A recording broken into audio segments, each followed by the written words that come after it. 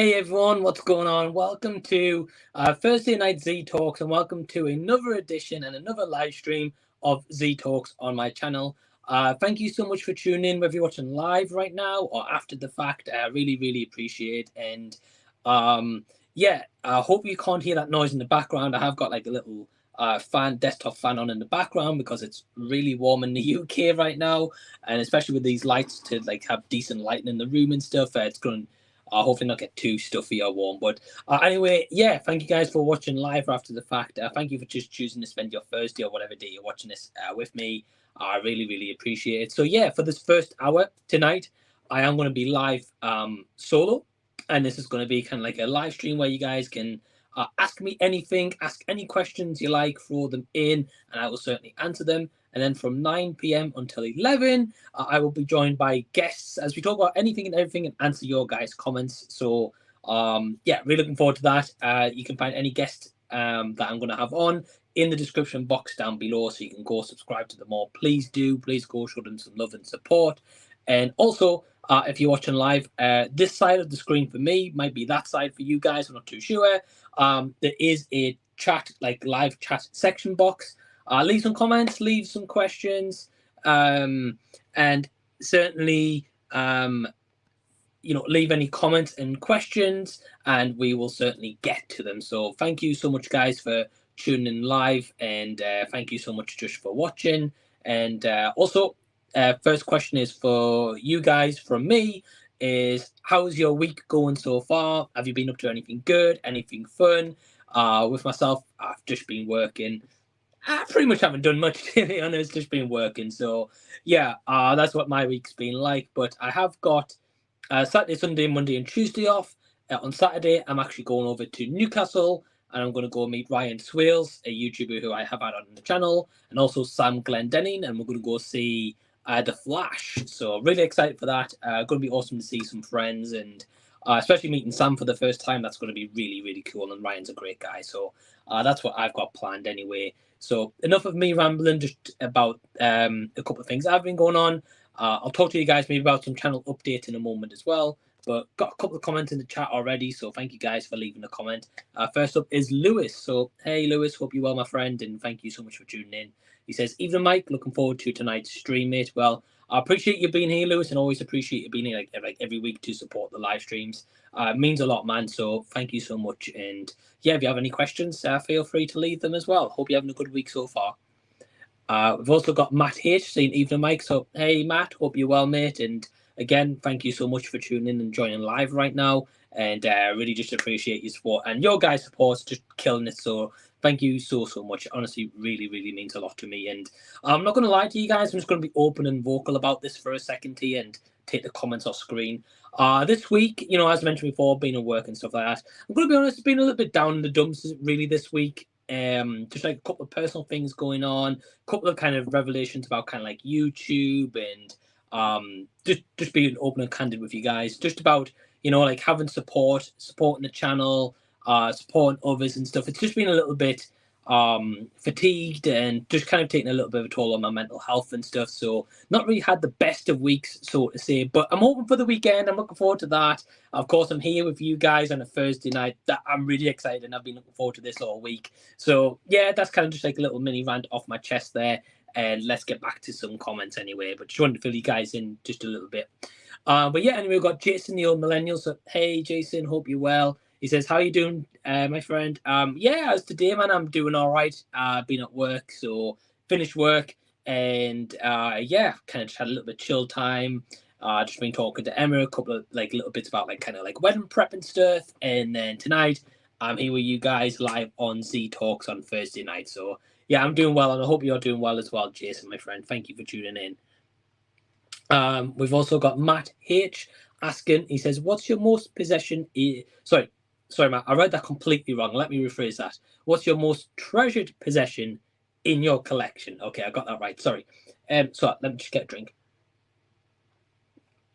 When I'm talking by myself, I talk more, so I tend to get a drier throat, whereas when I have guests on, they're talking a lot. So, yeah, so most treasured possession in my collection. I'm going to be honest, like what you guys can basically see here is like my collection, at least of like physical media. If you mean like kind of like in general, like Back to the Future and nerdy stuff like that. I've got a lot of stuff not here though. But if we go physical media just for a second there, Matt, and kind of phrase that as kind of like a question, I'm going to go with a couple of options. Let me pick them out.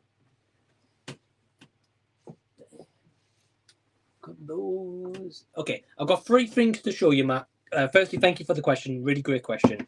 The first one is, let me just grab it up here, is my Back to the Future 4K plutonium set right here, which this was actually on Zavvi, brand new.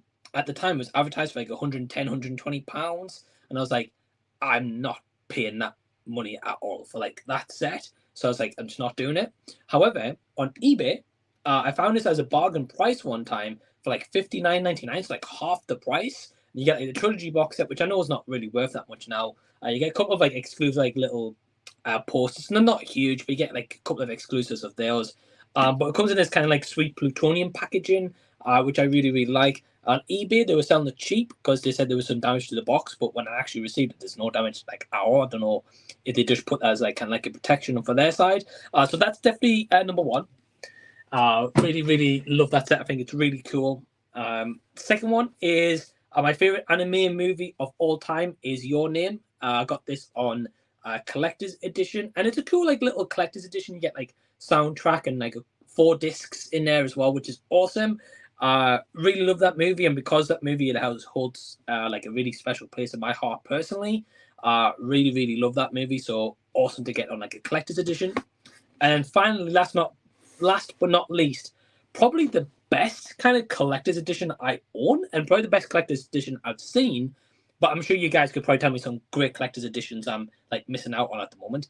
And that is the Weathering with You collector's edition, which is also by Makoto Shinkai, same director of Your Name. Now that is the packaging for this. I've done an unboxing on my channel, so I'm not going to bore you guys to tease with what you get here, but basically you get a lovely steelbook, quite a few discs. You get some art cards, which are actually numbered out of 1,100. I've got set number 64, which is awesome. You get like a little special sticker, and you get like a thick 108-page booklet, and that's just in like one special edition. And these go for a lot of money, but I managed to get on eBay, which I really recommend to you guys. Keep an eye out for eBay, because sometimes people sell stuff and don't really realize the true value. But I did pay for what they asked at the end of the day. But I managed to get that at a bargain price, like half the price it originally goes for. So yeah, man, those are definitely my prized possessions at the moment in the collection. So thank you for the question, Matt. Really, really appreciate it, my friend. Just quickly pop those back, and then we kind of carry on with the questions.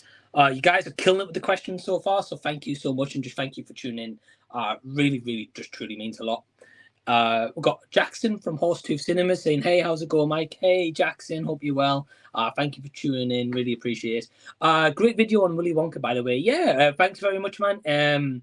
I really, really appreciate that. That was a Patreon request. If you guys want to join Patreon, links down below. And also, quick shout out to all the awesome Patreons who are subscribed. Really, really appreciate you guys. But yeah, Willy Wonka is a movie I'd never seen before, 32 years old, and you might be thinking, Mike, like, what the hell how have you never seen Willy Wonka? I just haven't seen it. So I finally got to it. I enjoyed the movie, not crazy about it. I think, especially if you grew up with Willy Wonka, you're going to have that nostalgia and really like kind of like a lot of feels for that movie. And I can completely respect that, but just didn't work for me 100%. But maybe I need to rewatch it. Maybe I'm just wrong thinking on first viewing. But Gene Wilder, fantastic in that movie. I'll be interested to see what they do with Wonka, the prequel with Timothée Chalamet. I think it's November, December time. Going to be intrigued what they do there. Don't know if it's going to do it kind of justice towards Willy Wonka and how iconic Gene Wilder was, and I can truly appreciate that. But hey, we'll wait and see. Got to keep positive, right? And judge it when we actually have seen it. Josh says, hey, Mike, how you doing? Hey, Josh, hope you're well, my friend. Thank you for tuning in. He says, watching Black Mirror Season 6, and I'm sad to say that it's a bit underwhelming. It tries too hard to link everything together. Will you watch it? Well, firstly, man, sorry to hear that. It's a little bit underwhelming, especially as I think it's like 5 episodes as well, so it's not even that many episodes of this season. So shame to hear that's a little bit underwhelming. Going to be honest, I've never seen Black Mirror, like any episode, but my partner Emma loves the show. and she's been saying to me, "Oh, like, when we get like an hour free, we should watch like a couple of episodes of Black Mirror that don't like kind of like intertwine together, or like nods and Easter eggs and stuff." Because I said I probably don't have time to watch the full seasons, but maybe we can watch like an episode or two. And yeah, so I might watch like a couple of episodes of that. So no, dude, I haven't seen a new season. But shame to hear it's a little bit underwhelming though. That's a little bit guttering, especially as it's been that long since I think the last season, and then it's only 5 episodes as well. So you would have thought they'd pay like a lot more kind of care and attention to the making 5 episodes, but sounds like they've hit the mark, missed the mark. Sorry, but I might be wrong. But hopefully it gets a little bit better for you. Jason says, if you were in Willy Wonka's factory, what sweets would do you in? Sorry, I nearly read that wrong, Jason. So apologies, my friend. Yeah. So if I was in Willy Wonka's factory, what sweets would do me in? I'm going to be honest. I've got a really bad sweet tooth. Whether it is chocolate, sweets, cake, lollies, whatever. Honestly, I'm just a sucker for anything kind of like sweet tooth and cakes and stuff. I know there's like chocolate cups, or for example, you'd find me in like the chocolate river. To be honest with you, I'd probably be there like a lot of the time. So I'm going to go chocolate river. To be honest with you, that I probably wouldn't be out of it. Or I'd probably just float away or drown in it. To be honest, because I'd been there that long and they've drank that much of the chocolate river. But hey, who knows, my friend? What about you though? Jason's saying, sorry to hear that, Mike. You're a great guy. Well, thank you, Jason. You're a fantastic guy. I've told Jason this on many occasions. I've been vocal about this on the channel as well.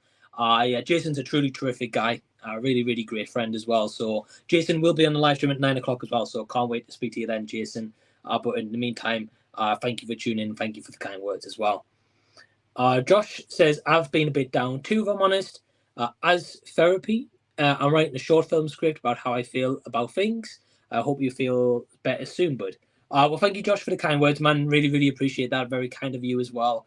And hopefully this stream can kind of bring you up a little bit and give you a bit more cheer and stuff as well. Definitely here, man, if you ever want to talk, my inbox is on Instagram, Facebook. Just literally hit me up with a message and I will be there. Sorry, I'm getting my words mixed up. Sorry, Josh.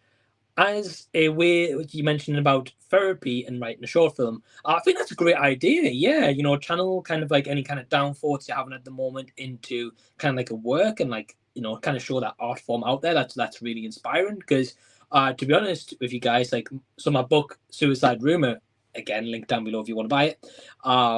But yeah, like with my book Suicide Rumor and my books that I write in general are fiction.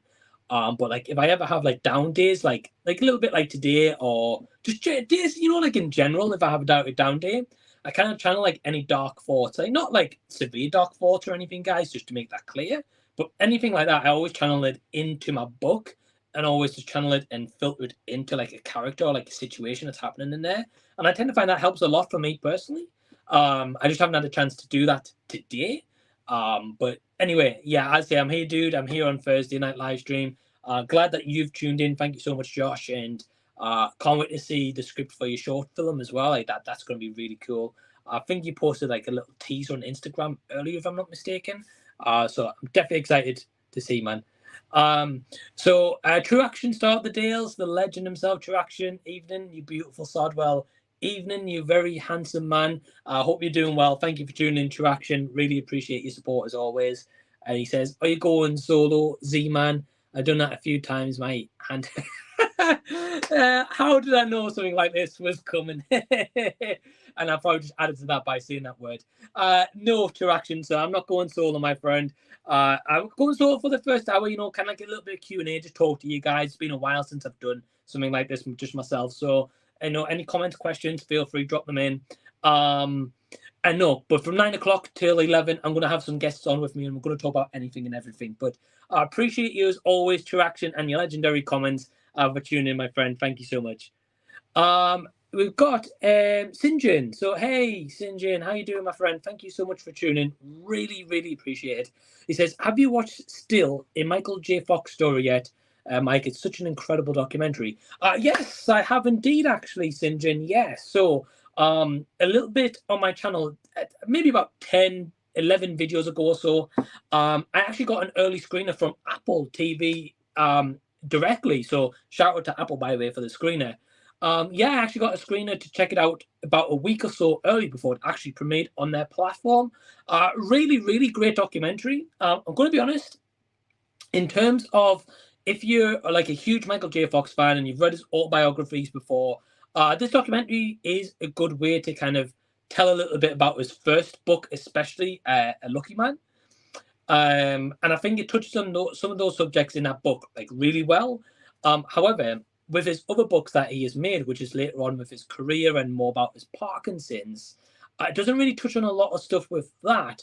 More kind of like just glosses over it like the very, very end, which was a little bit disappointing because he's done a lot to achieve what he has with Parkinson's in like his later years and kind of retiring from acting. So I would have liked to have seen that documentary spread over like kind of 3 or 4 episodes, like hour-long ones, and explored more and more in depth to it.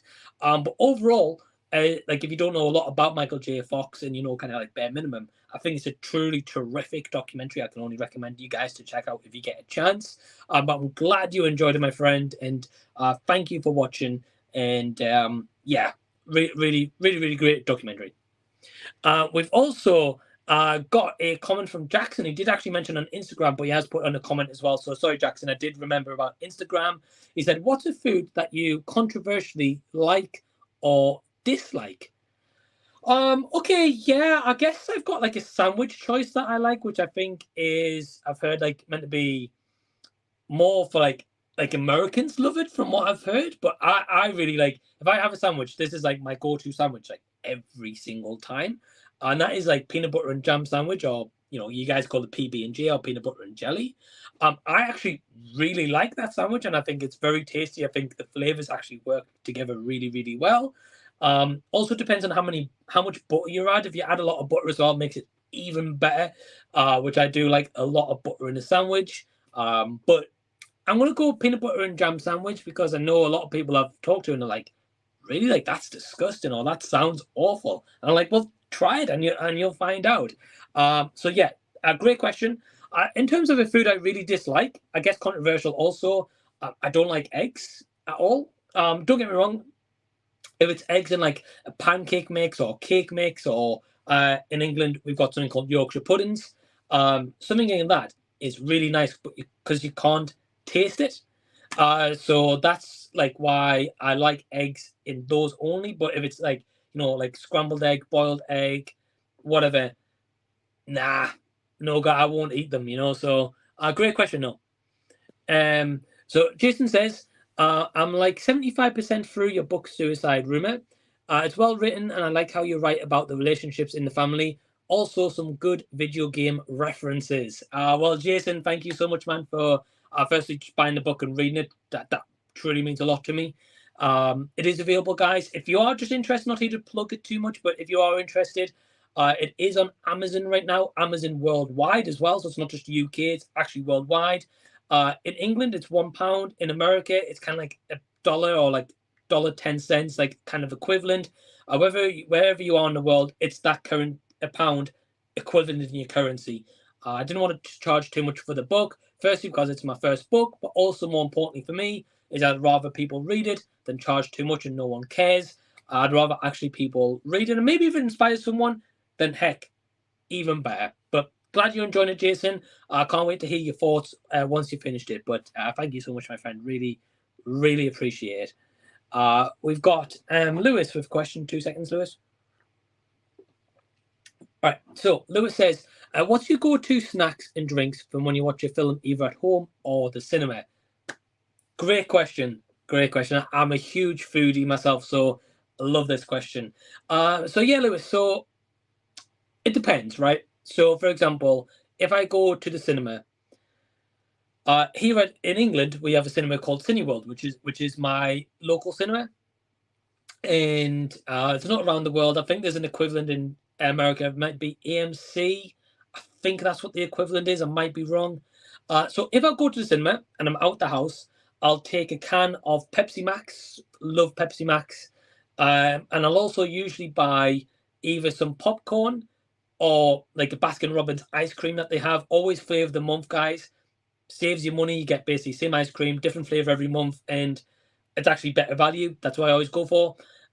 Or I actually take a bag of Roundtree's randoms. Usually the purple packet, the juices, because they're actually really tasty and they don't really make like my jaw hurt too much after I've eaten the full bag. Yeah, I eat the full bag. I'm not leaving half a bag. Like, who does that? So yeah, if I'm at the cinema, that's my go-to snacks. Sometimes if I'm super greedy, I'll take a can of pop always, or maybe a bottle of water. I'll have a popcorn and the juices, like the sweets of randoms. I'll have both of them. Or I know once I actually had the juices, popcorn, and ice cream and a drink. I was just feeling greedy that day, you know. But so that's my go-to snack at the cinema.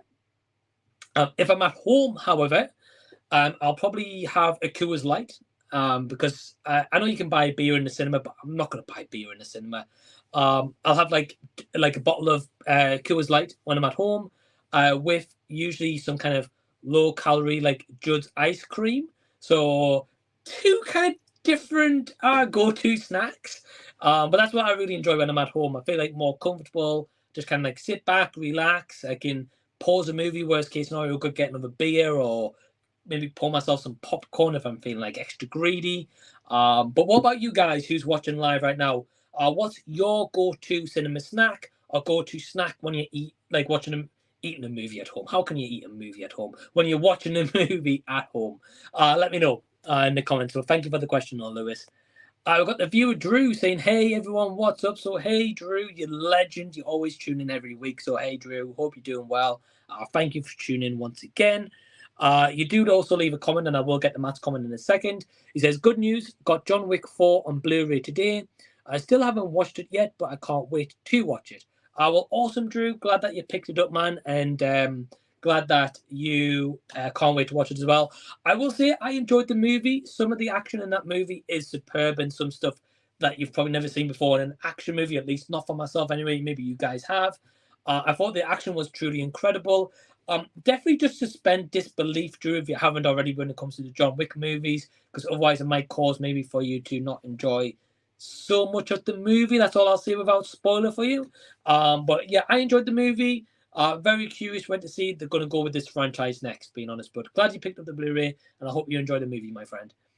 I got Matt H adding a question in here saying, "What inspired you to start a YouTube channel?" Well, great question, Matt, and thank you so much for the question as well. Appreciate you again just tuning in. So yeah, what inspired me to do a YouTube channel? Okay, so this goes back to 2017, and this goes back to past experience of not actually watching YouTube in my own time. Believe it or not, guys, I might have maybe watched YouTube like once a month before 2017, and you might be thinking, "God, Mike, really? Like that little?" Yeah, I just wasn't kind of like glued to YouTube. Wasn't obviously had a channel, didn't upload, didn't really care for YouTube. Passed the time watching movies and listening to music and stuff. So yeah, what inspired me to start a YouTube channel is I've always been a creative person. Whether it is trying something, like a new adventure, like writing a book, starting a YouTube channel, kind of just put myself out there really. If it doesn't work, I can always delete it or delete my book, whatever, blah blah blah. Crack on with the rest of my life in a way. But I've always been kind of like a creative person. So when I got into 2017, I actually started a new job. And a huge shout out to Curtis, who I don't think will ever watch any of these streams, but if he does, shout out to Curtis. He was, we got talking in this new job. I never knew him, so I met him on the job. And he told me, he's like, "Mike, do you watch YouTube?" He's like, "Do you like movies?" I was like, "Yeah, I love movies. I have a cinema pass." He also went to a cinema. And he said, "Well, do you watch a guy called Chris Stuckman on YouTube?" And I was like, "Well, no, because I don't watch YouTube." I was like, "I've never heard of this guy. Like who is he?" So anyway, I put on YouTube, put on Chris Stuckman, and I was like, "Oh, well, actually, I quite like this guy's reviews, So anyway, I was watching his reviews, didn't really think of starting a YouTube channel at that present time in 2017.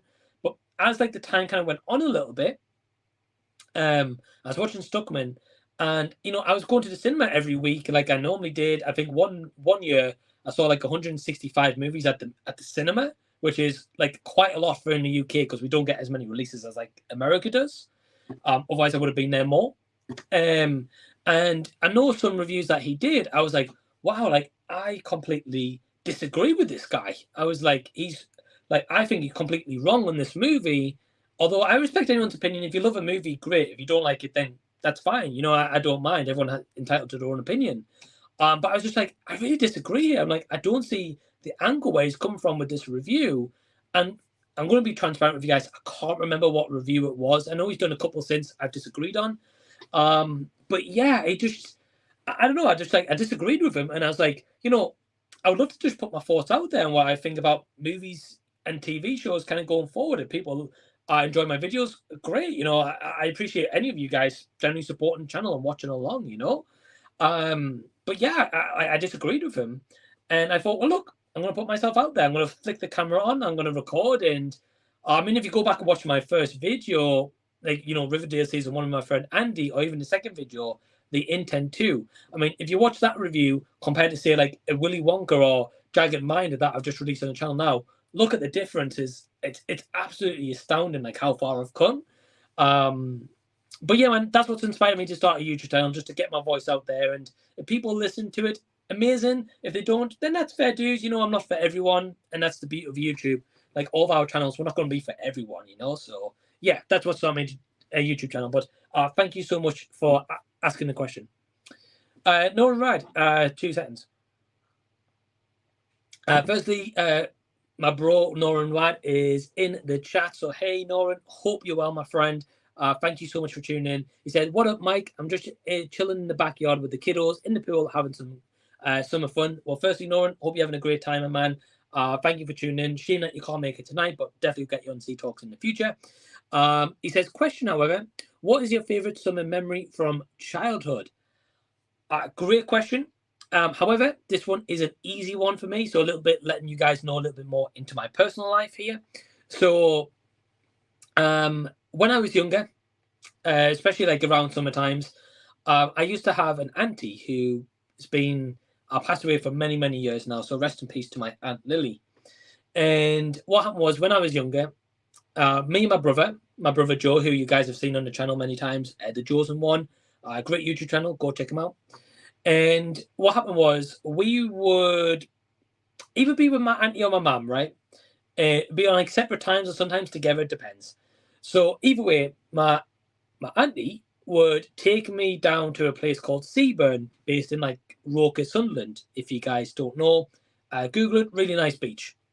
Anyway, she would take us there. We would normally have a meal from Morrison's Cafe, usually a fish and chips, more than likely. Very British, I know, very British cuisine, fish and chips. And then she would take us to the beach and, you know, like have a walk along the beach, play in the sand, make sandcastles, that kind of stuff. But then she would also take us to the arcade that's like based along the seafront. And that arcade is actually still there whenever I go through to Seaburn, which is actually maybe about 45 minute drive from where I live. So not too far, but I don't go out there too much. The arcade still exists. We would go to the arcades, spend like £10, however much, and we would collect our tickets, save them for like a bigger prize and stuff. And I remember we would do that like every week, go there every couple of weeks. And that's just a very fond childhood memory that I have with my auntie, my late auntie. Really great times, really takes me back to my childhood, being honest. And it makes you just really appreciate childhood compared to, like, say, adult years, where like the stresses of childhood is absolutely non-existent, guys. And I'm sure you probably can relate. But whereas when you get to an adult, it's just like stress central. Definitely a big contrast between the two, but that's definitely one of my favorite childhood summer memories. So thank you for the question, Nora, and thank you for bringing back the memory back to me, actually. Really, really appreciate that, man. I really appreciate it.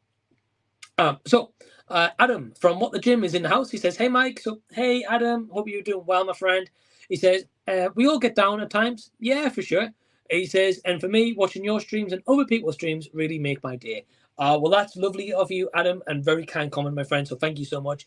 For anyone who doesn't know, I've met Adam several times in person. Such a great guy. Actually came to mine and my partner Emma's engagement party, and is going to be coming to the wedding as well. So really, really great friend, Adam. And that means a lot to me, my friend. And thank you so much. And same for you, Adam. You know, same goes for you when you make live streams. They're really good fun, whether it's having me on for that quiz the other week, which I enjoyed, or talking about music, because you, Jason, the Old Millennial, and Briar's Music Showcase is far more into music than I ever am. But I love always seeing like your guys' thoughts. Like that for me, like makes my day. So yeah, thank you very much, man, for the kind words. Really, really appreciate that. And we've got Jackson, host of Cinema, saying, "Are you a big music guy?" I kind of answered that before, but I'll get to it. He says, "Favorite genre / bands." Okay, so this is an interesting one, Jackson. So thank you for the question, by the way. So are you a big music guy? Yes and no. So kind of like nowadays in my free time. So like, for example, if I wasn't on a stream tonight, I'd be sat downstairs watching a movie. Probably something on my watch list, or like something on physical media I've seen before or not seen before. So I wouldn't spend that time just listening to music. Most of the time when I'm listening to music is usually two examples. If I'm on a walk / the gym. So if I'm on the walk, I'll take my headphones with me, put some music on, or if I'm at the gym, I have to have headphones on when I'm working out at the gym. Otherwise, I get bored a little bit too easily. Plus, they help with finding like motivates me as well. So yes, that like one example. Or if I'm on like a drive on like a road trip, like if I go to Birmingham in the summer, I drive like 3.5 hours. I put music on for that time. Definitely occupies the time. Favorite genre / bands. Favorite genre is definitely country music, which you might not guess from me, but yeah, I really love country music. But I'm a fan of all sorts. So I like country music, I like pop, rock, even a little bit of metal, a bit of Japanese metal, a bit of screamo, a bit of hip hop, R&B, like all sorts. In terms of favorite band though, and just so you guys know, actually, kind of go-to song favorite band used to be Maroon 5. Favorite band for the longest time was Maroon 5. However, that has changed recently. My favorite band at the moment is a band called Rad Wimps, all one word. And I think they're going to be my favorite band for the longest time because I've really grown to appreciate their music. They always do the music for Makoto Shinkai movies like Your Name, Weathering with You, Suzume, recently released movie. And my favorite song ever is got to be Rad Wimps' Grand Escape. That song I listen to every day, actually without fail, and I actually listen to it like on repeat constantly. They've got two versions of this song if you're interested. Of course, it's all in Japanese, but they do the movie version, which is like 2.5 minutes. Especially the last 40 seconds is like really energetic. Or they've got the full version, which is like 5.5 minutes. It's very slow, kind of like starts building up as the song goes along. The last minute of that song, however, is very energetic. So definitely just recommend you guys checking out that song. If you like it, awesome. Let me know if you don't like it. That's all cool. Respect your opinion regardless. So thank you for the question, though, Jackson. Sorry, guys, trying to take a drink. So Adam, what the Jim asks, are you going to rewatch the Indiana Jones film in anticipation for Indy 5? Yes, yes, yes, and yes. Answer that 4 times because I'm going to watch all the movies. Just so you guys know, kind of like a little sneak peek, I'm going to do like a recent pickups video very soon. But recently, I did pick up while they were on offer all of the Indiana Jones movies on 4K Steelbook. So yeah, I managed to get them all on like a really good price. Don't know if you guys know about this, but I did a video on my channel a little while ago about these Steelbook protectors. If I ever buy a Steelbook now, always goes in a protector, just to stop from getting scratched or damaged on the shelf, anything like that. But yes, I am going to be rewatching all these bad boys very shortly in anticipation for the new movie, which comes out in less than 2 weeks, actually, I think, here in the UK. Not sure about America or anywhere like that. But yes, can't wait to check them out. Really enjoy these movies as far as I'm aware and from what I remember. Never seen the 4th movie, which is, of course, Kingdom of the Crystal Skull. I've heard mixed things, but I'm still excited to check it out, regardless.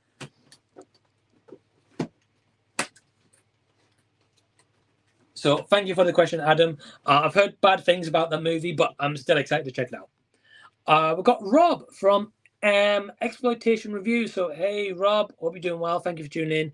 He says, is your book also available in printed form?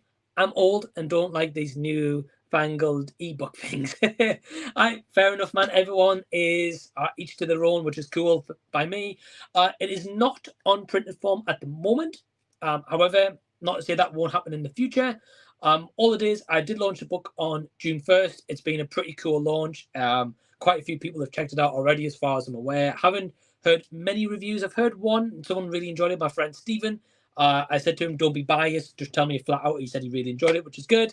Not in print form at the moment, but in the future, quite possibly. The only thing is, on Kindle, it's like 77 pages. On Microsoft Word, where I used it, it's like 44 pages. So as a paperback, it'd be a very tiny paperback. So that was why I was a bit hesitant to release it on that form. But if it does get released on paperback form, Rob, I will let you know. I'll drop you a message, my friend. Jackson saying, PB&J's, peanut butter and jelly, for anyone who doesn't know, peanut butter and jam in the UK, are great. I thought you were going to say something like peanut butter and pickles. No, no. I've never tried it, so I'm going to be honest. I'm not going to knock that because I've never tried it. But I'm not a fan of pickles, so I have a feeling peanut butter on a pickle doesn't sound great. So no, definitely not for me. Adam's saying I've never had PB&J's before. Yeah, well, Adam, I would say if you like both, like jam and peanut butter, try it out. If you maybe don't like one of them, maybe avoid it. But yeah, it depends how much spread you put in of each. If you put in like equal amounts, you taste obviously both equally. If not, you'll taste more on one than the other. Probably more likely you'll taste more of the jam because it's more sweeter.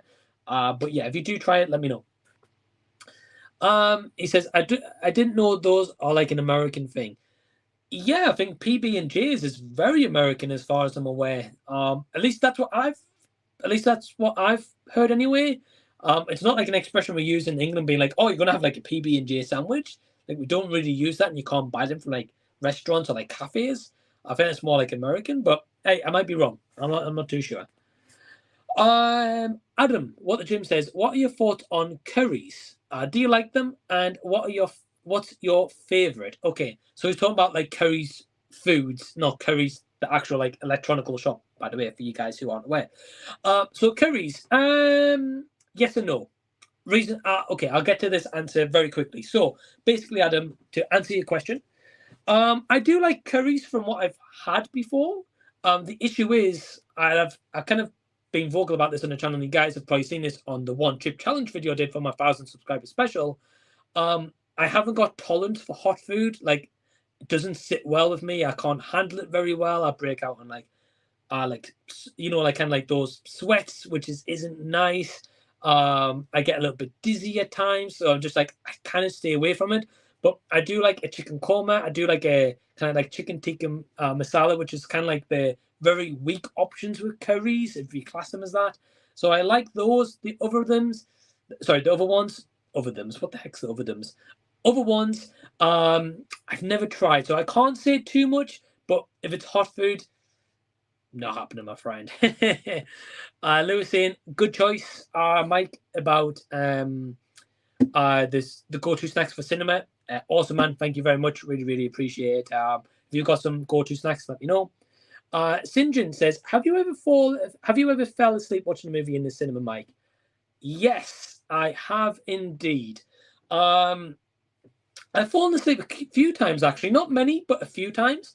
A couple of examples. One of the first ever movie experiences I had, Star Wars Phantom Menace, I fell asleep. I was a kid at the time, so you can imagine, kid, finishing school, going to the cinema, long movie. I fell asleep, yeah. More recently, however, if I tend to fall asleep, it's very rare. But if I do, it usually tends to be for like a quick 5 minutes, maybe, if maximum, and then I'm back awake and I'm like fresh. Ones I've fallen asleep recently is a movie last year it was, I believe. It was called See How They Run. It was with Sam Rockwell and Saoirse Ronan, sorry. That movie, I didn't like it, but also I just found it boring. And that 5-minute nap really woke me up, but a shame that the movie didn't keep my interest. So that's the most common example I can give you. That's when it's happened most recently. But normally, I tend to go to like an early showing when I'm wide awake, or if it's a later night showing, I've made sure that I'm like stocked up on food. I've had like a good meal, and I also take like a can of pop with me as well, which wakes me up. So I make sure I don't fall asleep. Plus, I don't want to, because I can't give like a fair criticism too much to the movie if I do that. But those are some kind of common examples, you know. Thank you for the question. So we've got Sai Robson in the house, who is a very regular. So hey, Sai, hope you're well. Thank you so much for tuning in. I'm doing good. I hope you are well too. He says, I've just got back from seeing The Flash. Awesome. He says, I enjoyed it, but some of the CGI could have been better. Yeah. Well, firstly, glad that you enjoyed it. I'm not seeing the movie till Saturday.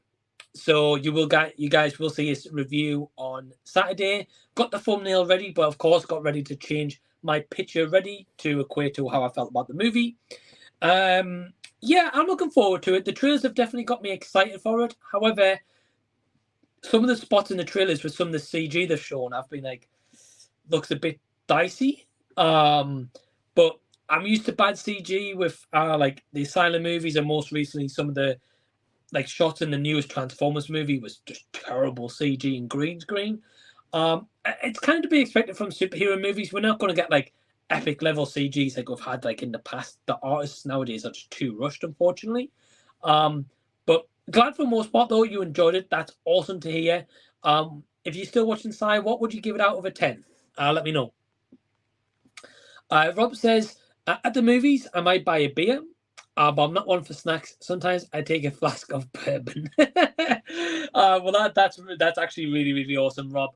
I don't blame you. To be honest, like we could take beer into the cinema if we want to here in the UK, because we can take like backpacks in and then never search them, which is not a bad thing. But like they're not bothered like if you're walking with snacks here in the UK. Whereas I know in America you've got like really sneak them in, which is it's just stupid if I'm being honest. But hey, oh, it is what it is.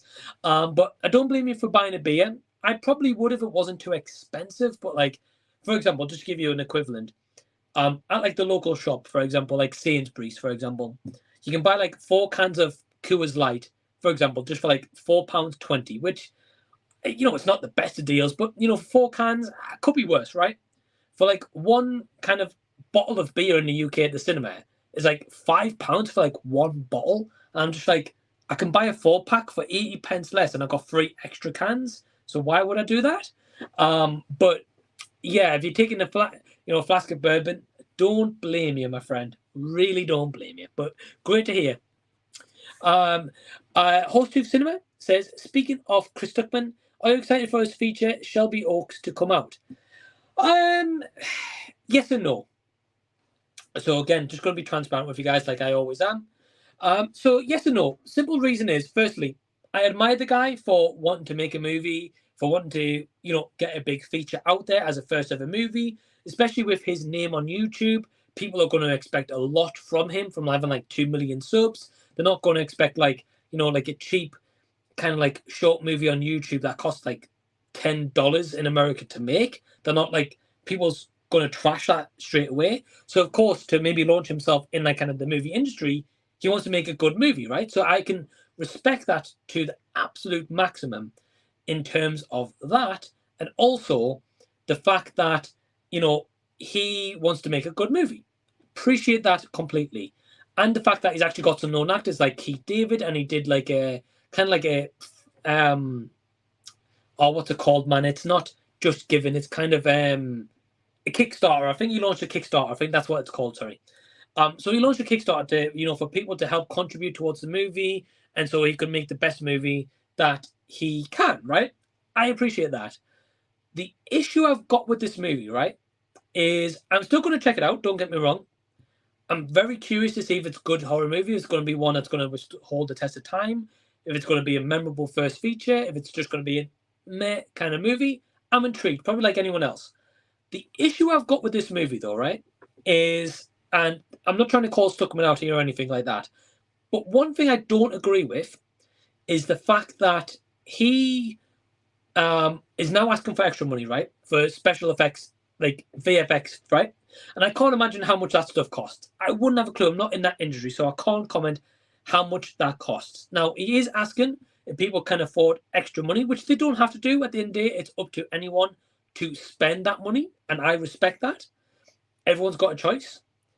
But one thing I saw the other day, what kind of I was a bit like rubbed me the wrong way a little bit, is that if you want to help contribute to gain a digital version of the movie, which, by the way, yes, you own a digital copy, but it is only digital. You don't even own a physical media copy. Was $45 for a digital movie. And no offense to Chris Stuckman, it's his first feature. He's probably just trying to do the best he can, right? Which, again, I respect, just want to go on record. But $45 for a digital copy, whereas, for example, like a Hollywood blockbuster like The Shawshank Redemption that's been around for years, like movies like The Flash that will come on digital, like all these movies I own in physical media that I've paid less money than that to own them physically on physical media, and that are like big known movies. Not to say that Shelby Oaks won't be, but $45 for like a digital copy, I was just like, no. Don't get me wrong. If he maybe charged $20 for a digital copy, fair enough. I'd be like, all right, cool, yeah. I would probably contribute towards that kind of like kickstarting fund that he's wanting, which is fine. At the end of the day, he's just trying to do the best for his movie. But just the amount of some of the perks, I don't agree with personally. But that's just my own opinion. Maybe you guys completely disagree. Maybe you just think I'm talking hogwash here. But just that alone, $45 for a digital copy, I was just like, that's a bit too steep for a digital copy only. I was just like, not for me. But I wish him the best with the movie. I'm still going to check it out. I'm still going to review it on the channel if I get a chance to and critique it. And I really hope it is a memorable movie. And then maybe I'll be eating my words and saying, well, actually, $45 was a bargain. But as of right now, not so much. I can't really say that, being honest. True Action says, thoughts on Abraham Lincoln Vampire Hunter? Well, quick answer, True Action. I've never seen the movie, so I can't comment too much. But if you've seen it or you guys have seen it, let me know. Jackson says, I miss good old fish and chips. Curry chips were a go-to for me after a night out back in college. Very British there, Jackson. But to be honest, you are coming over to the UK in September, so I'll expect you to be catching up on those curry chips or fish and chips, my friend. I expect that a lot. But yeah, glad that you missed that, my friend. It's definitely an English cuisine for sure. Cy Robson says, and you guys are killing it with the comments. Thank you so much. Cy Robson says, what's your favorite flavor of crisps? Great question. Flavor of crisps. Okay. Okay. My favorite flavor of crisps, they don't really do these crisps anymore, which is a huge shame, by the way. A brand called Kettle Crisps, absolutely missing out on a treat here. My favorite flavor of crisp is crispy bacon maple syrup flavor. It came in a pink packet. Was like one of those kind of like share bags, but you never share them. You eat them all. Let's face it. But that was my favorite crisps. Absolutely love them, but they've kind of like discontinued them from supermarkets, which it's a shame. It's a shame. I'm going to be honest, but that's my favorite flavor of crisps. If I can't have them, probably maybe like Walker's like paprika or the Thai sweet chili sensations. Definitely a go-to shout. What's your favorite flavor of crisps, guys? If you're watching, sorry, just a second. Traction. Okay. Sorry, guys, just my throat's a bit dry. Been drinking all day because my day job is in a call center and where I'm talking for 11 hours. So I've talked a lot today, as you can imagine. Traction says, what is your preferred type of biscuit? Okay, interesting question. I'm going to be honest, I don't really eat biscuits. As we were saying a little bit before in the stream, kind of like more of a sweet tooth person, like cake, chocolate, like ice cream. Biscuits, I like Oreos. I like just like a good old digestive biscuit. If I was to kind of pick one that's maybe like more of a go-to than not, probably pink wafers, actually. Very simple, but very delicious nonetheless. So probably a pink wafer. We've got Adam What the Gym once again asking another question. So thank you, Adam. He says, since we're discussing food, not a bad thing. He says, what's your favorite fruit? Again, a great question. I don't really eat a lot of fruit. Tend to have more vegetables more than anything. If I'm going to have a favorite fruit, I would probably say either an apple or a banana. Probably ones I eat the most if I do, but don't really eat a lot of it. I know I should, but I like grapes as well. Actually, really enjoy grapes. But again, I don't eat a lot of them. But that's probably my favorite fruit. Sorry. If I can get my words out. True Action says, "What supermarkets do you shop in, lad?" So I shop in a couple of markets because I like to kind of shop around. Being honest. And get bargains. That's why I go for bargains, really. So sometimes I'll shop in Sainsbury's on like the My Nectar app because they'll have like offers on for like cheaper food and cheaper than anywhere else. So I'll like pick up a couple of things while I'm there. But more likely, I usually tend to shop in like Lidl or Aldi, simply because it's cheaper. Like a lot of their food tends to be better. And yeah, just saving money really. So yeah, probably like Little Aldi, probably my most common ones. Thank you for the question though. I got Lego News in the house. So hey Lego, hope you're well. It says, have you seen Friends? Because I'm currently watching it and I'm binging it, and so far it's pretty good. Yeah, I think I saw in your Instagram story that you've seen season 1 and you're just starting season 2 or getting to season 2. I'm not entirely too sure. I know you said one of those the other day on your Instagram story. Yeah, I've seen bits and pieces of Friends. I've never sat down and watched like every individual single series. I've seen like odd episodes here and there. From the episodes I've seen, yeah, it's actually not too bad. But I haven't sat down like yourself and binged the entire thing. I will one day. I know there's 10 seasons. I've seen the final ever episode as well, so I know what happens. But yeah, from what I've seen, it's good. It's a good show. Josh says, saw The Flash today, and all I can say is that I've seen better VFX in Fortnite lobbies. Oh, wow.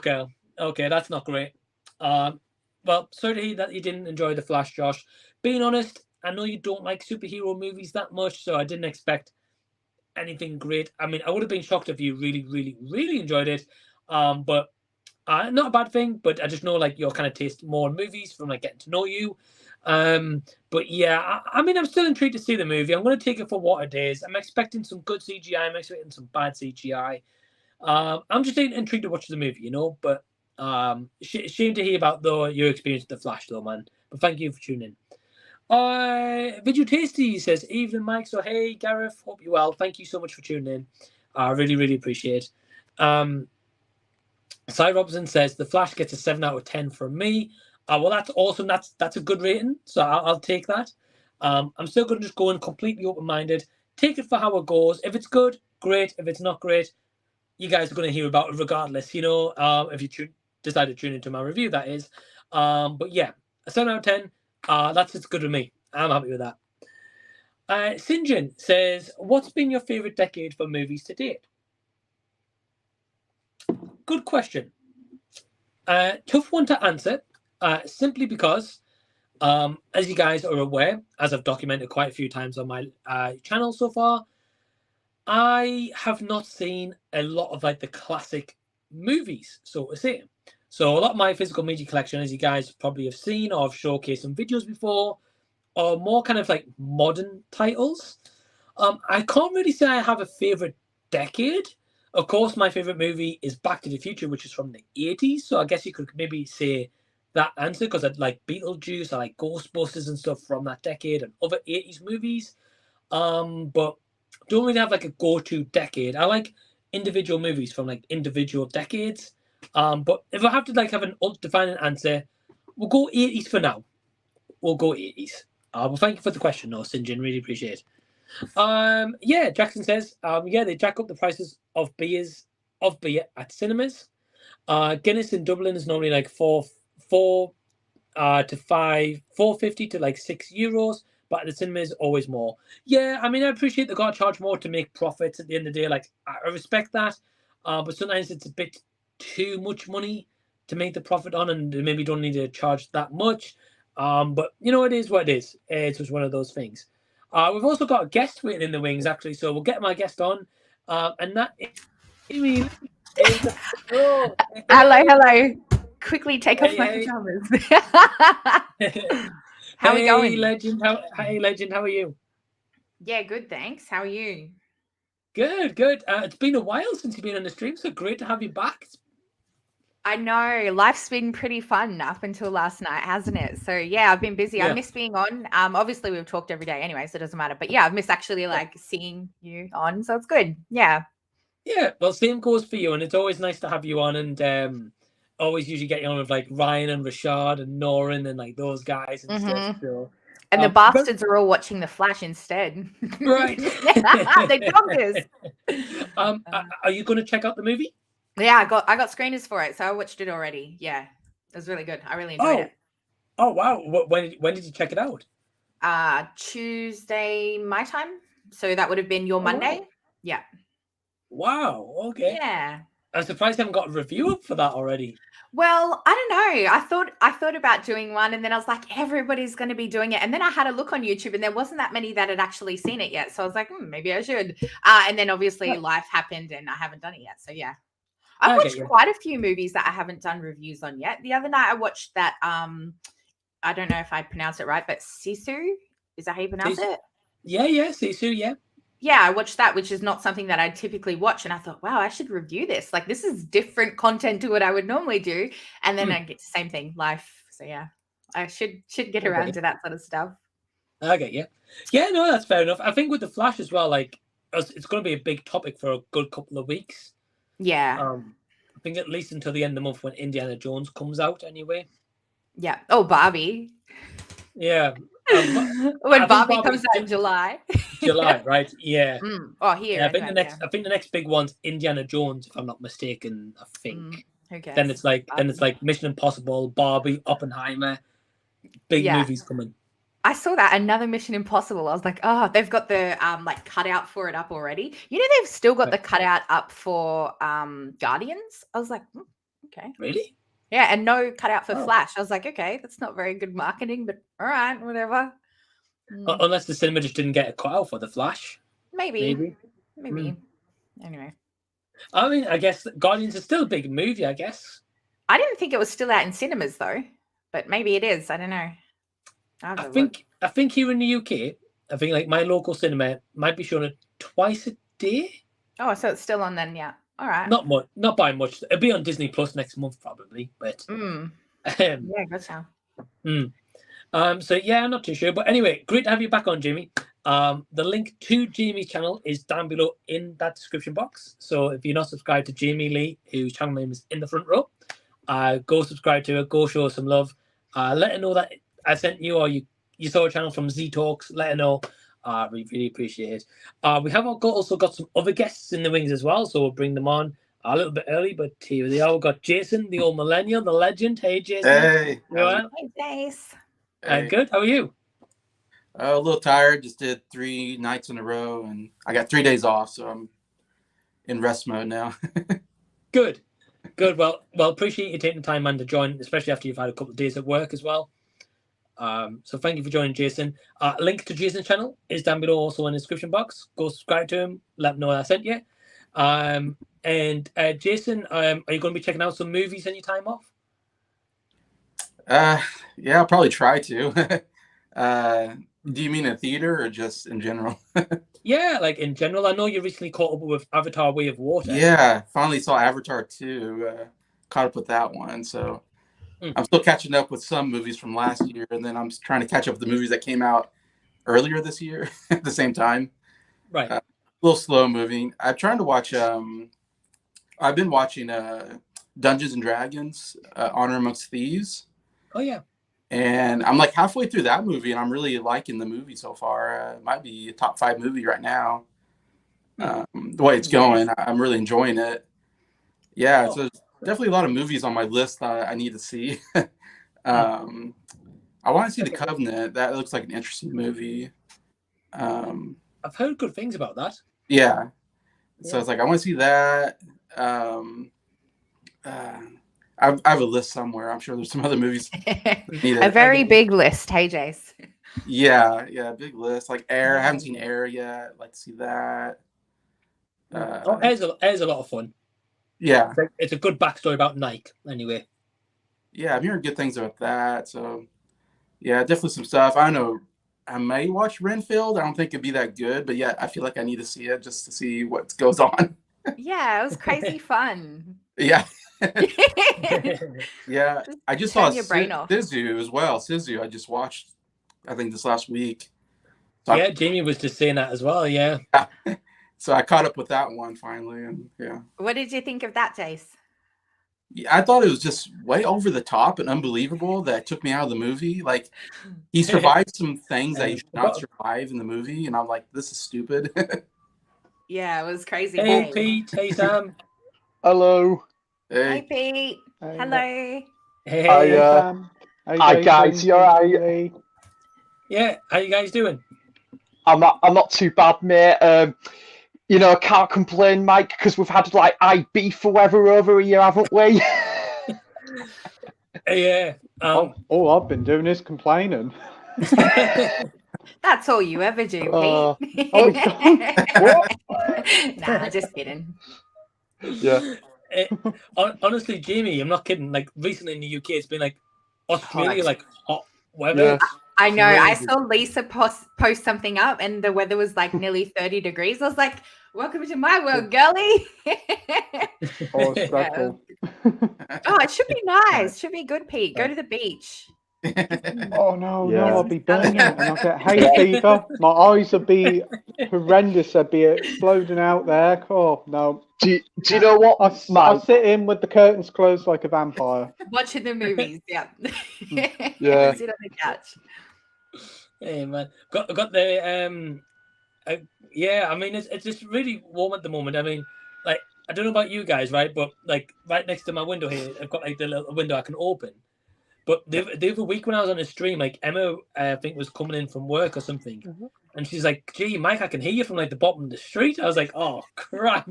I was like, "Let's not have the window open then." That's funny. Check out DigiZ that, yeah. From the street. He just wants a cheeky plug. Hey, he wants the whole street to subscribe. Yeah. Right. Click that like button, guys.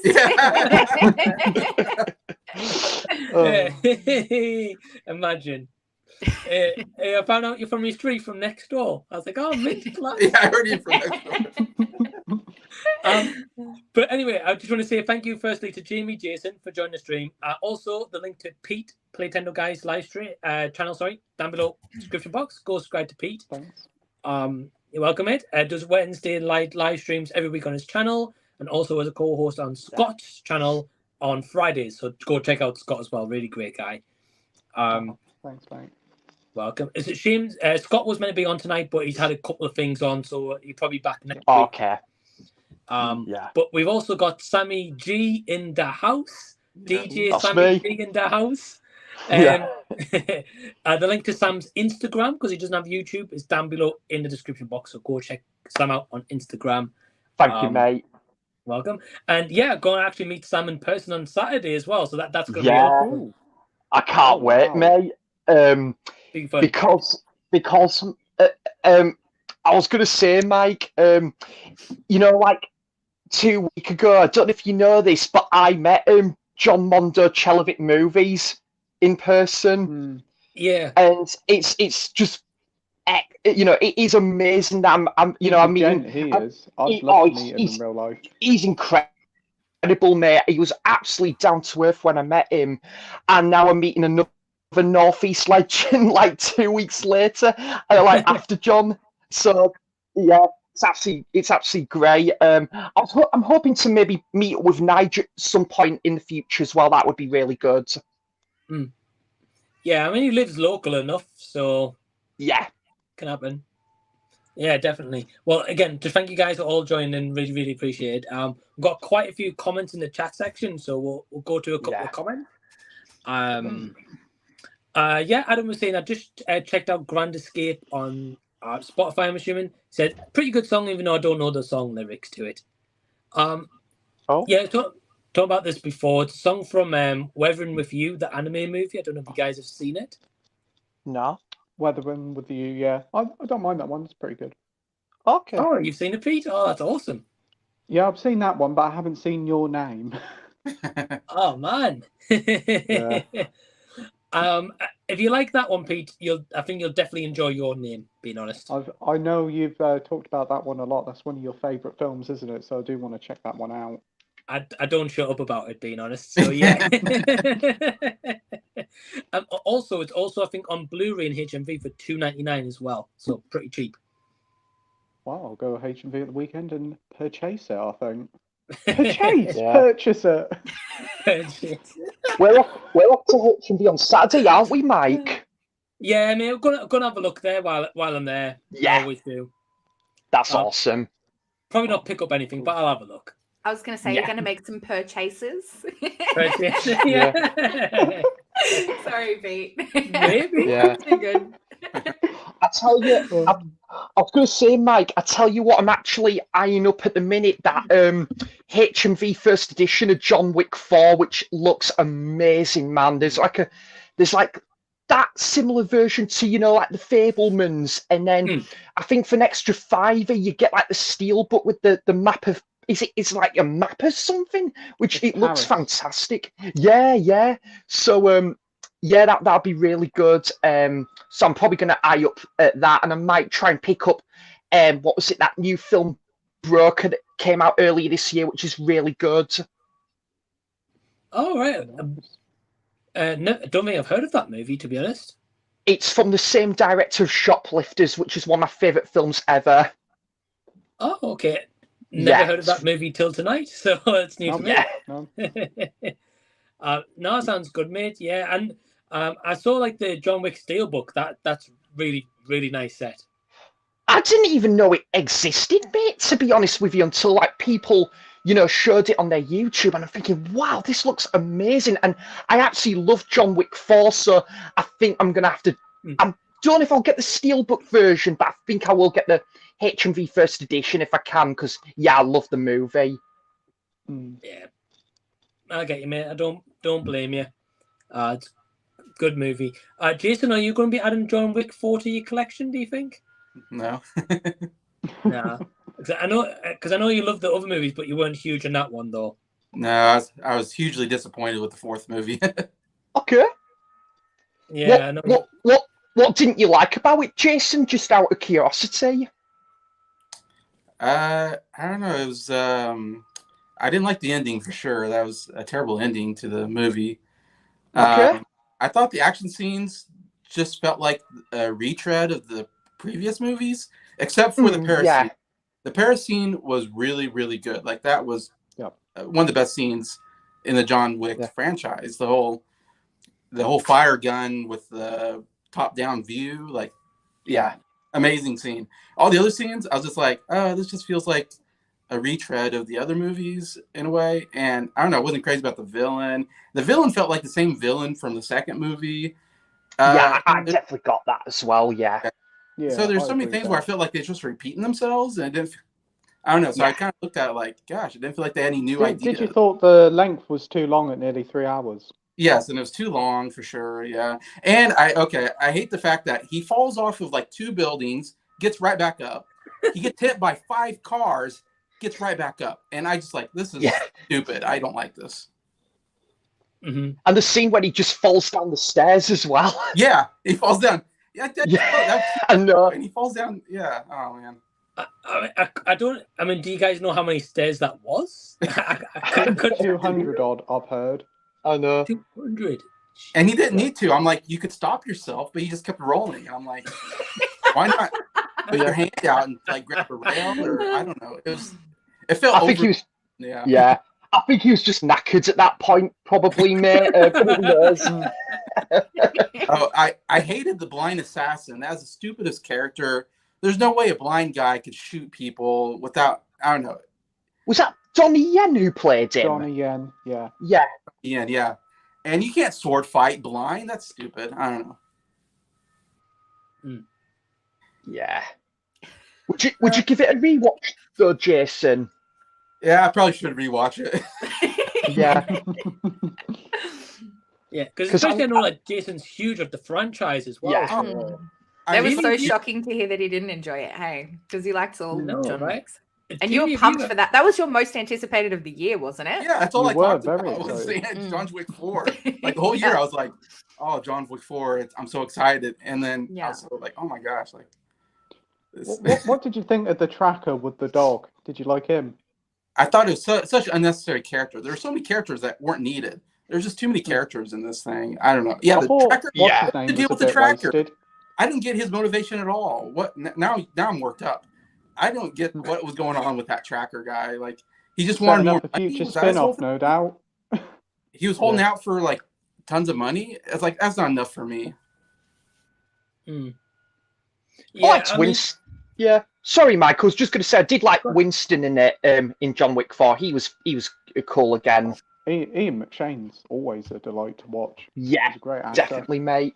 Yeah, and I could have used more Lawrence Fishburne. I felt like he wasn't in the movie enough. Oh, I would have liked to see more of him in John Wick 4. To be when fair, he's in it, he demands the screen. He's so over the top. I just want some more of him. And same with Lance Reddick. Would have loved some more with him in it as well. right. Yeah, we didn't get enough of them characters, really. No. I agree. Quickly, Jimmy, have you seen the John Wick movies? Never, not even one. No. oh, you're in for a treat. Oh, wow. I wasn't planning on seeing it, Sam. They are incredible movies. It's just gonna float further and further back on my list, to be honest. But yeah, I don't know. Yeah, no worries. Well, I think, Jim, if you ever watch any of them, the first one's just a simple story, like a simple revenge tale. Yeah. Yeah. Now that I think of it, I don't think I've ever watched any Keanu Reeves movie at all. I haven't watched The Matrix, so maybe Oh, I have should. you seen Speed? No, I haven't seen No. Speed. Oh, that's the one with Sandra Bullock, isn't it? Yeah. Yeah. Yeah. And Dennis Hopper. Yeah. No, don't think so. No. But yeah, anyway, I should probably start with John Wick. Number 1, not number 4, though. Yeah. Oh Well, yeah. Well, Jamie, to be fair, I haven't seen The Matrix either, so I'm with you. And I haven't seen Speed either, Pete, so apologies. Honestly, Mike, I'm so glad we're friends. I know. Neither of us have seen shit. I've seen Right. John Wick and I've seen Knock Knock. That's the only Keanu Reeves Knock movies I've Knock. seen. I haven't even seen Knock Knock. What I is didn't know that? that was a I didn't John even Wick, heard- I've John never heard Wick of it. movie. John Keanu Wick. Reeves movie. John Wick in a horror. Yeah, John Wick starring in Knock Knock. And Yeah, and then I you mean, watch Sorry. Bill and Ted also is a good one. Yeah. Oh, Bill and Ted's a lot of fun. I was just going to say, Mike, have you seen Bill and Ted? I've seen the third one. Oh, No, sorry. Really? No, sorry. I've actually seen them all. Apologies, I've seen them all. yeah. Okay. I like the first one the best. Yeah. I was going It to is say, the best one. it's only the first one that I like, to be honest. It was hard to get used to Keanu Reeves without his beard. He kind of looked like Professor Snape from Harry Potter. I just did. Googled it and I was like, Long hair. wow, he's so baby-faced. It does, Pete. Actually, that's a good comparison. I never thought of that. Yeah, I've seen. To be honest, Bill and Ted's never been a movie I've had to go back and rewatch, but Yeah. I think they're all right. Yeah. I really The like first that. Bill and Ted feels a lot like Wayne's World, actually. Kind of like Wayne's World meets Back to the Future. It's all Yeah. very kind of the same cloth it is of that same Yeah. era. That's exactly it. Yeah. Yeah, no, that's a fair comparison. We've got just to add to kind of our superhero talk we were talking about before. Lego News saying, seeing The Flash on Saturday. I just hope the ending of this movie is better than whatever the ending of Shazam 2 was. And if the ending is worse, and if I see something dumber, I'm going to yell, what the F? What the F? You should. That'd be fun. Well, Jimmy says she's seen The Flash already. Oh, you seen- I'm going Saturday with Sam. So we're going on Saturday. Awesome. yeah. Pete, are you going to check out The Flash? Not that bothered. Not that bothered. I I'll think you'd enjoy watch it, it when maybe. it hits streaming. I'm only going to Yeah. see it for Michael Keaton. I ain't too fussed about it. The last few DC ones haven't been that great, and I'm kind of a bit done with the superhero films. There's just like nothing Yeah. new that they're doing. I agree, Pete. I think it's just come to the point now.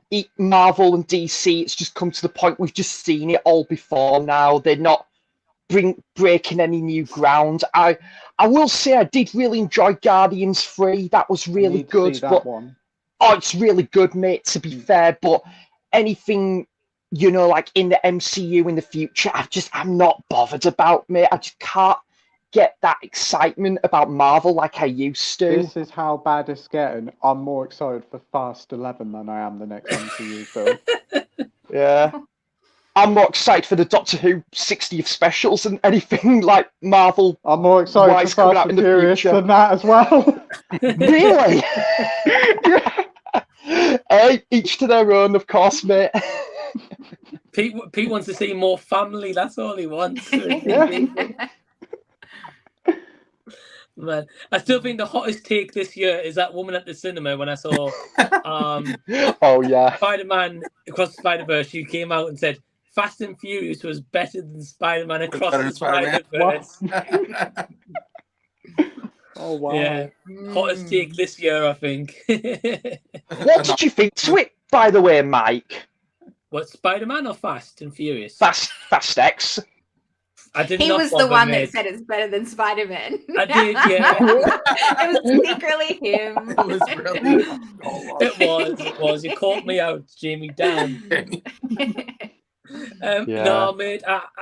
I gave up Fast and Furious like after number 6 or 7. I was like, when I can't remember what movie it was, when Vin Diesel like drove the car off the cliff and he didn't have his grip on him, I was like, I'm done. And believability out the window for me. I haven't seen a single one, mate. No, I will ever plan to. Neither. Yeah. Oh wow. Yeah. You got so much to catch up with, Sam. So many glorious action stunts. So many death-defying things. They're like live-action Thunderbirds. They're like International Rescue. Yeah. I must admit, I thought I really didn't like the live-action Thunderbirds film either. Oh, dear me, that's I quite like the Busted song out of it. That's about it. That's a throwback. Jeez. Yeah. Well, Jamie, you love Fast and Furious, right? I love it. I love Vin. Oh, that's great. That's great, yeah. Oh god, honestly, I would rather like probably stab my eye. I don't like cars. I'm not into cars, to be honest with you. So I've never been interested in it purely because I'm like, okay, cool, cars that go fast, great. Oh, it's definitely a guy's franchise, definitely. Yeah, I mean, some girls are into that. I couldn't give a crap about cars, but it's just how ludicrous it is. It's just like, oh, fair enough, then. Fair enough. Do what you want. Yeah, nah. I'd rather waste my time doing anything else. Literally, clean my house. Yeah. Now that is a good quote to put on the film. I'd rather clean my house. Also, with my real family. I was going to say, Mike, I don't know if Jamie has heard of these, but there's an Australian jangle pop band called Rolling Blackouts, Coastal Fever. I saw them last year, by the way, Jamie, and they were brilliant. And they've done a song called Cars in Space, which is very relatable to where Fast and Furious is going. Wow, really? Yeah. That's funny. That'll be on the next soundtrack. Fast 11. This Aussie band. Yeah, definitely. Oh, God. No, mate, I've never heard them. Jimmy, have you heard of this band? No, I just Googled cars in space and it come up with pictures of literally cars in space. Maybe I should have got the name, not the title of the song. Yeah. Oh, God. Oh, anyway. Well, it'll just show you Fast 9, Jamie. That's all it will show you. Yeah. Because, yes, they go to space in Fast 9, Jamie. Oh, honestly, Superman, you can believe a man can fly. Fast 9, you can believe a car can go to space. Yeah. Somebody told me that, and I was like, no, they don't. And they're like, yeah, they do. I was like, oh, okay. And then somebody told me Lizzo was in Star Wars, and I'm like, no, she's not. And yeah, she was. So I don't know. Maybe I should start believing what people say more often. There's some pretty crazy things. I never get why Lizzo was in Star Wars, mind. But... And she was married to Jack Black, of all people, as well. Yeah, I think she was a big fan, maybe. In the episode, they were partners in the episode. Oh, yeah, right. I thought you meant in real life. I was like, no. Oh, wow. Okay. I mean, I don't know if you guys saw this dating rumor the other day, by the way, but I saw it and I was like, wow, okay. You know the singer Kellis? Or Kelly? Yeah, Kelly. Yeah. Like she's dating Bill Murray? Yeah. Yeah. I was like, what? I don't think that's a rumor. I think it's actually true. My jaw hit the floor She used to be married to my favorite rapper ever, Nas, like the god of rap. And then I see her dating Bill Murray. I was like, huh? Yeah. What? When did that happen? But okay. I mean, good for him, you know. Hope that Right, happened, yeah. but just I was like, wow, okay, strange couple, but fair enough. Whatever I was gonna say, Mike, wasn't she meant to be playing at the Sage as well?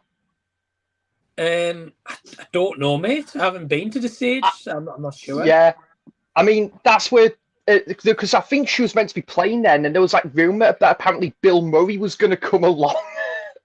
Like, yeah. It was a bit similar to like when it was Johnny Depp that came to the Sage like last year. I was gutted. I missed out. I know, same here. To be honest with Bill Murray, though, he just does what he wants anyway. He just shows up where he wants to anyway. Shows up yeah. He'll probably show up he probably will show up at the Sage out of like all places, you know. Well, I'd love to meet him. He's one of my favourite actors. Yeah, he's very awesome. good in Lost in Translation. Yes. That is an incredible film, Mike. Have you seen that? No, it's on my list, mate, to watch. It's amazing. It is a 10 out of 10 film for me, Mike. It is absolutely incredible. And I've got the soundtrack on vinyl as well. Oh, that's awesome. 10 out of 10. High rating, mate. I'm going to have to check it out. That movie and Eternal Sunshine of the Spotless Mind are my two next ones I'm going to watch. That's another amazing one. Yeah, absolutely love that one. That's like my top 10 of all time. Again, another great movie I've heard. I really like Jim Carrey, so that's what really interested me in that movie anyway. Yeah, definitely.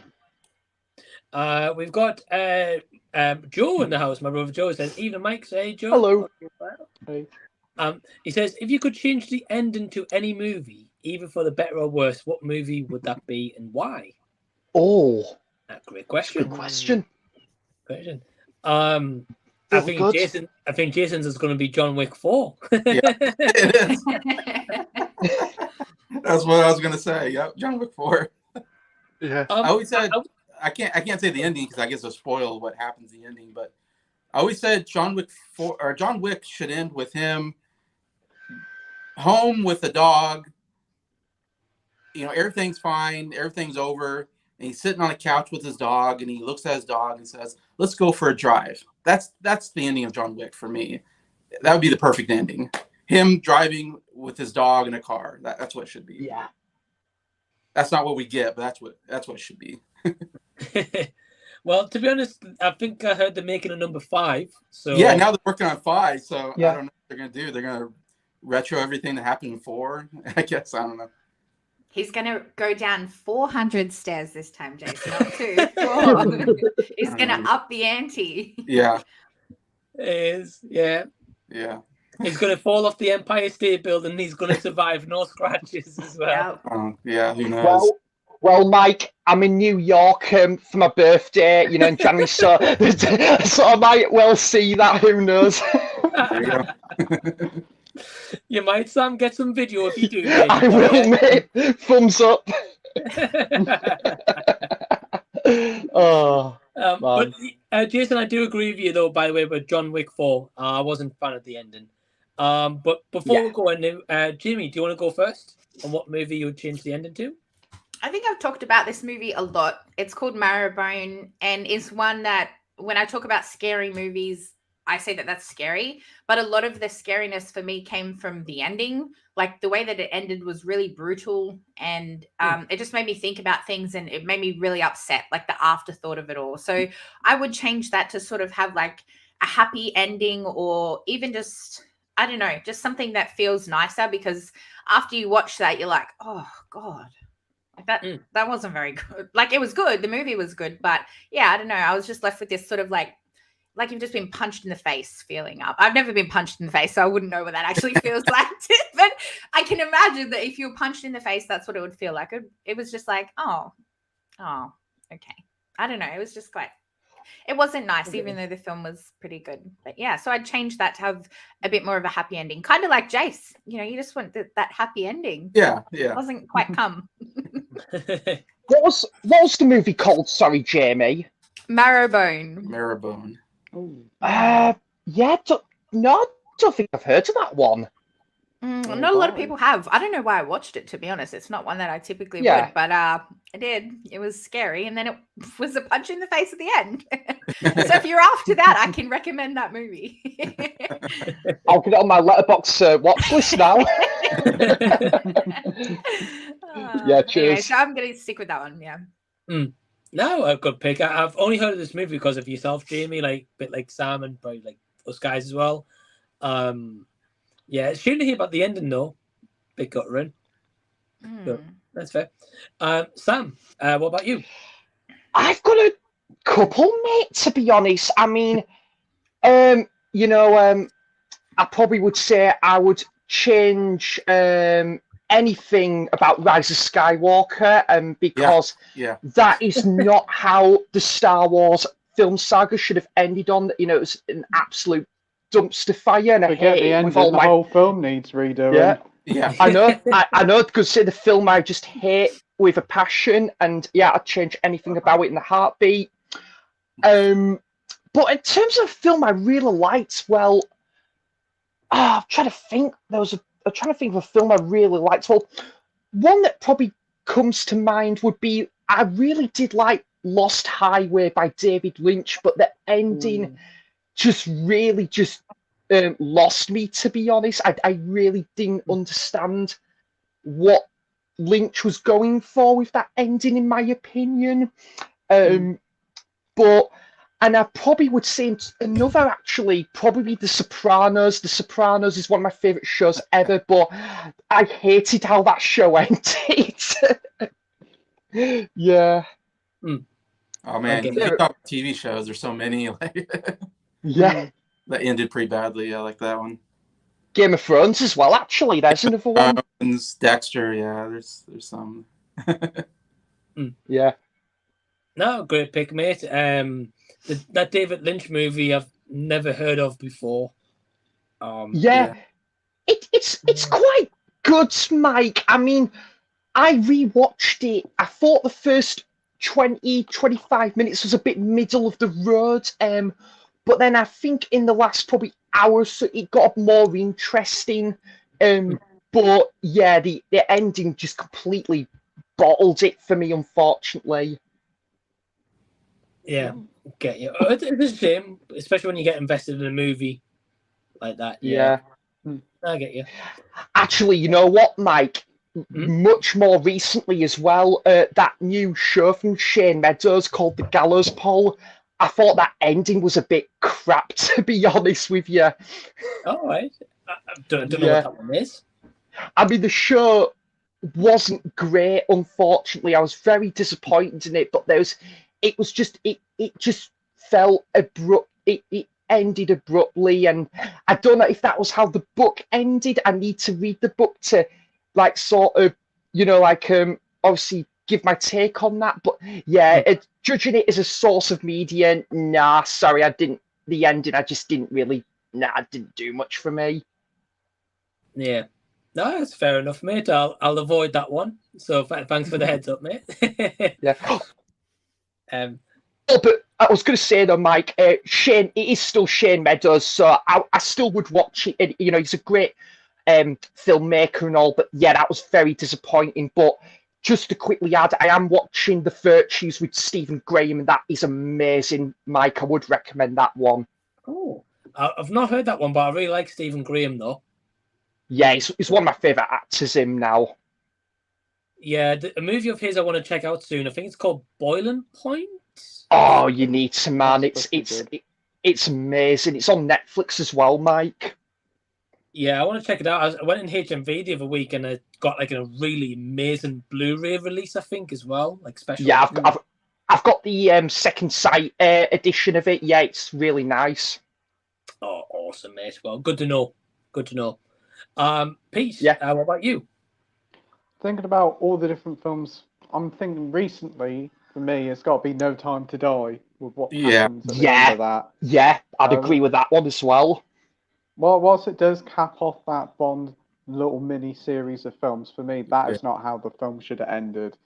And the way it leads to. I'm like, come on, you could have dodged that. You've dodged this, you've dodged that, and that little thing you're gonna. And it's like, oh, is this going to be a cure for this? Oh, it's not going to be. So I'm just going to stay here and let this happen to me. And I'm just like, yeah, that's not going to happen. Bond wouldn't do that. Get on that boat and bugger off. You tell him, Pete. Yeah. You're right though, Pete. Yeah, like all the stuff that Bond have been through, the movies I've seen anyway, and I was like, he just decides to stay there. I was like, nah, you just wouldn't. I was expecting to have like a jetpack or something come out, you know. But I know. I mean, I can understand in the context of the story, but if you know, you know. Well, you could always have a video call whilst you sort something out for the reason why he's done it. It's just like a lot of it just didn't work well for me, and it didn't feel like Bond. yeah, Did you not like No Time to Die, Pete? I liked it. It was just the ending. I was just like, well, yeah, the ending's a bit of an odd one. I mean, I like it and I don't like it. It's just I get that. ending. I thought the film was way too long as well. Yeah. I did prefer it to Spectre though, mate. I will say that. I thought Spectre. Oh my word! Reading the Argos catalogue's better than watching Spectre. Oh yeah, my God. Hey, nowadays, Pete, the Argos catalogue's like that thick. Only that much now. Well, for you guys, like Jamie and Jason, like, so we have like a shop in the UK called Argos, and like what happened was every time they'd launch like a catalog every like 4 times a year or so, and the booklet would like be like that big. Yeah. Right. So you used to always get one at Christmas time. You'd always circle the toys, which ones you want for Christmas. Okay. And then as you got older, then like got from like that to like that. Gotcha. In America, we used to get like J.C. Penney's catalogs in the mail. Right. And I used to look through those. Yeah. It's very, very similar. I would have thought. The Argos catalogue, when it came out, it was a momentous occasion. You used to queue up there every morning. You used to get one when it opened. I mean, we even keep the old ones to hold the table in place. They have their uses. A door stopper, you reckon, Pete? It's that thick. Oh, Jamie, you throw one of those out a window. That window's smashing. John Wick killed somebody with a book. He should have used an Argos catalogue. Someone needs to make that meme or video. That's funny. And to go with the question, to think of one kind of more recently than not, I'm going to go with, I think, a movie that we maybe all don't like, which is For Love and Thunder. Not just the ending, though. Like, just scrap that whole movie, Mike. Just delete the whole thing. Hit erase. Well, the movie, yeah, for sure. But I think, like, more the ending, you know, like keeping, like, Jane Foster alive when she had, like, an upsetting arc to get killed. Spoilers for For Love and Thunder. Yeah. If you want to go watch that trash, cool. Yeah. I think the Guardians had the best idea and buggered off when the first minute. Yeah. We'll get our paycheck. Bye. They're like, Mike, we're not enjoying this movie 4. We're gonna bugger off. We're gonna go to the pub. Got our own movie. Yeah, I didn't think of that. That's brilliant, actually. Yeah. Definitely the easiest paycheck they've ever made, though. Like 5 minutes in a movie and they're gone. Yeah. Wow. But yeah, just like the ending with like Jane Foster's character, the whole Valhalla. Yeah. And just like with Gore the God Butcher, not really getting like a redeeming arc at the end. Just missed opportunity. Yeah. So that's my book anyway. But thank you for the question, though, Joe. It's a great question. We're talking about cinema snacks earlier, and Jackson says, "I love jalapeno or cheese / onion crisps." Nice. Yeah. Cheese and onion chips are the best chippies for sure. I do like cheese and onion crisps, so yeah. Jalapenos, I'm not huge on. I don't know about you guys. Not for me though. No. So I think I tried them. Yeah. I guess it's better if you're like hot food as well, because obviously you've got a bit of spice to them, I think. So I like those Doritos. Or Doritos. I don't know if I've had them, mate, to be honest. Oh, really? Yeah, the spicy Doritos. I quite like them. Okay. They're pretty nice, but you got to have like a cool drink next to you, or you're burning. Oh. Yeah. Yeah, especially if you're not good with hot food as well. No, Yeah, no, no. Yeah, that's me. Yeah. Nah. St. John was asking before about favorite decade of movies. He says definitely the 80s for him. I would agree. Great decade. Yeah. Yeah, solid movies. Sai asks, he says, have you ever watched Ferris Bueller's Day Off? Yeah, I have. Yeah. Yeah. Wow. Yeah. Thank you, Jason. Yeah, I've seen it. Jamie, have you? No, is this the one with Alan Ruck Mhm. in it? Yeah. Yeah, no, but I want to because I just watched Succession and I was like, I love him. And everyone's like, have you watched this? Have you watched this? Yeah. And I got asked this question a million times. So I'm like, I think I need to watch this. Yeah, he's in So I think I might. Speed as well, Jamie. Oh, okay, yep. I could do Keanu and him at the So same watch time. Speed and Fierce Bueller's Day Off. Yeah. Yeah, okay. Yeah. Add it to my list. It's a good movie, Jamie. I think it's enjoyable anyway. That's all I'm going to say about spoilers. Jason, you were nodding your head. I'm assuming you've seen this movie. Yeah, I saw it when I was a kid, but that was 30 years ago. I don't remember much, but I know Matthew Broderick, of course, was in it, and you got the Fueler. Is that what he says? Fueler. He's like the teacher keeps. Yeah. Or Bueller. What did I say? Bueller. Fueler, is it? Yeah, Fueler. Yeah, I like the teacher.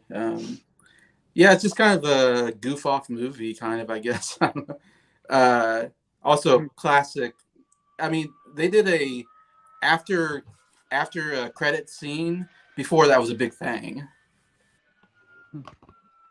Yeah, like nowadays that feels kind of standard in every movie, really. Yeah, everybody does it now, but back then people didn't do scenes after the credits, and that was one of the classics. Him coming out in the bathrobe and saying, leave, like, that was good. But yeah.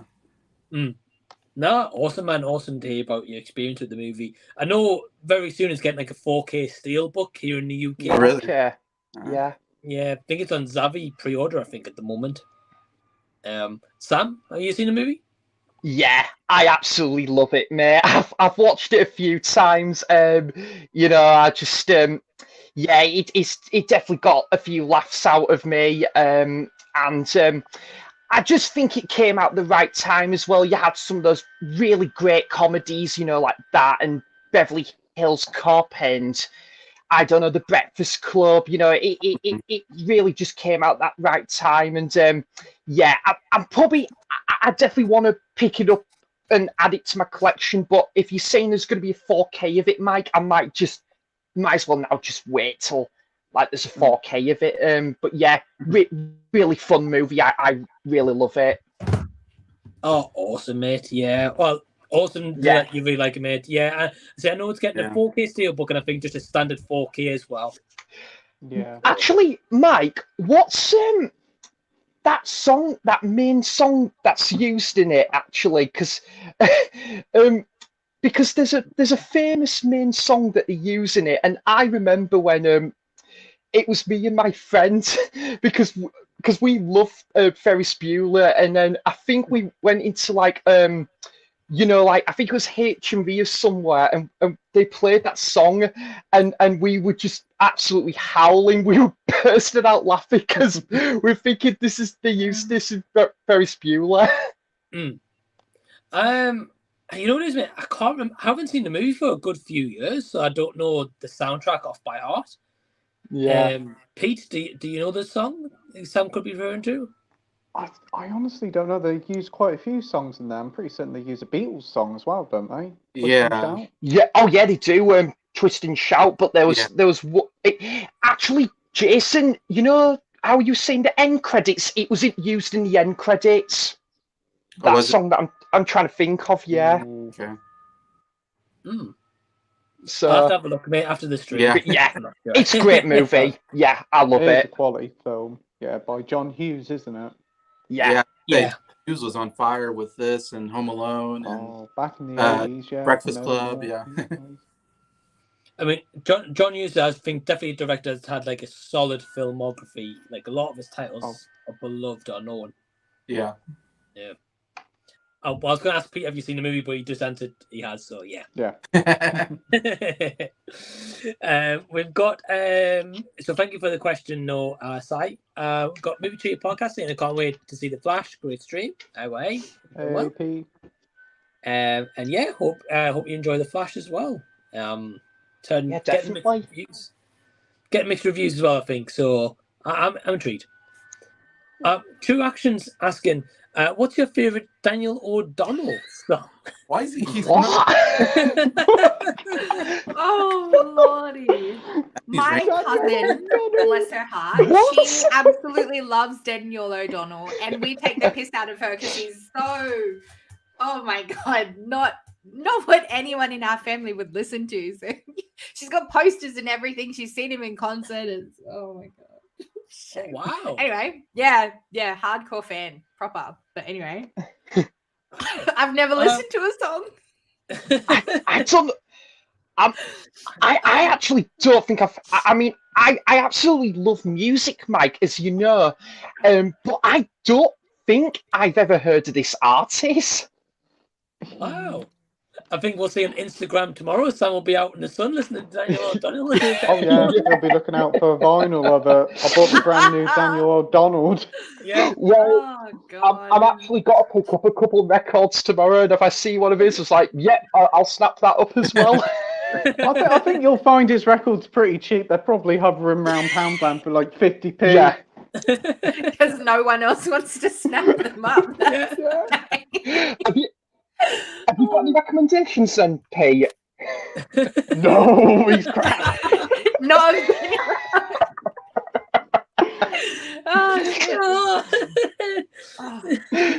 I haven't got any Sam. I don't know if I know his songs unless maybe I looked up his like discography and maybe like a big song. I'm sure he's got some big numbers or something, you know. I think he's done like Christmas albums, I think. Okay. Probably. He's probably done Mistletoe Wine or something. I don't know. Mistletoe Wine. Cliff Richard. Chris Richard. Wow. What category of music would you describe is music then, Jamie? He's an Irish singer, isn't he? He's Irish. Isn't he? He's not for everybody. Let's put it like that. Yeah. Not for everybody. That's your review. Try to be polite. I don't enjoy it. Yeah, it's. I'm trying to be respectful here, but it's my cousin is a lot older than me. Let's put it like that. So it's for a different generation, I would say. Yeah. Okay. Not my generation, that's for sure. Yeah. Okay. But hey, so to each their own. I mean, I like rap and I like Taylor Swift, so whatever floats your boat. But yeah, Daniel O'Donnell doesn't float my boat. Yeah. That's fair. Jason, do you like Daniel O'Donnell? I never heard this name before. Oh, fair enough. I didn't know this was is this a thing? I don't know. Like, yeah, okay. Irish singer, I think Jamie was saying. Okay, is it a recent singer? Or what? Oh no, he's been about quite a few years. He's about as popular as Cliff Richard. He brings out a calendar every year, and all the people go mad for it. Do I know who this person is? I don't know. Nah, I don't know if you're missing out, Jason. To be honest, so he hasn't made it to America. I don't know. No, he's Irish, I think. Yeah, I think he's like Irish. Big, yeah. Big in Ireland. I only know him because my cousin. I think he might have actually starred in a couple of TV shows and Panto, and that's about it.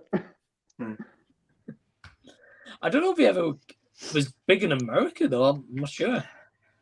He probably toured, though. He has been. He has toured all over the country. Over the country, over the world. I don't even know his songs, and I seem to know more about him. Yeah. I think it's Pete's favourite artist. I think so too. He's secretly paid for these meet and greets, I reckon. Well, yeah, there's a poster over there. There's a poster of me and him together. He signed it to Pete with love from Daniel. Hey, thanks for being my #1 fan. Love, Dan. My only fan. My only fan, yeah. Thanks for buying all my records. Yeah. And And bless him, Hey, Sam's Pete like, going "I'll to buy Pete. a record." Pete going to the meet and greet to take this full stack of CDs. President of the band. Thanks for going to buy more, because otherwise they'll all end up in landfill. Thank you. Yeah. And there's a great line as well, Pete. Yeah. Oh, Oh man.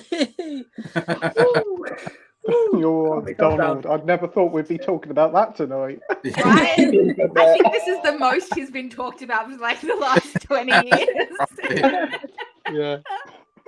Probably Oh, have. God. Hey, Daniel, if you're watching, keep up the cracking work. We're so excited for that Christmas album. Yeah, we'll pick it up from Poundland or CX for 50p. Oh, bless him. Oh, And Pete might have a spot on Wednesday night live streams if you want to join him. you're always welcome, Daniel. Then you can tell us about your favourite songs of yours.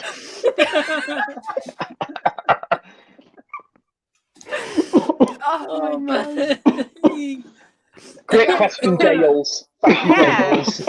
Who would have thought that question would go on for 20 minutes? Right. Oh, God. Gone from Ferris Bueller to Daniel O'Donnell.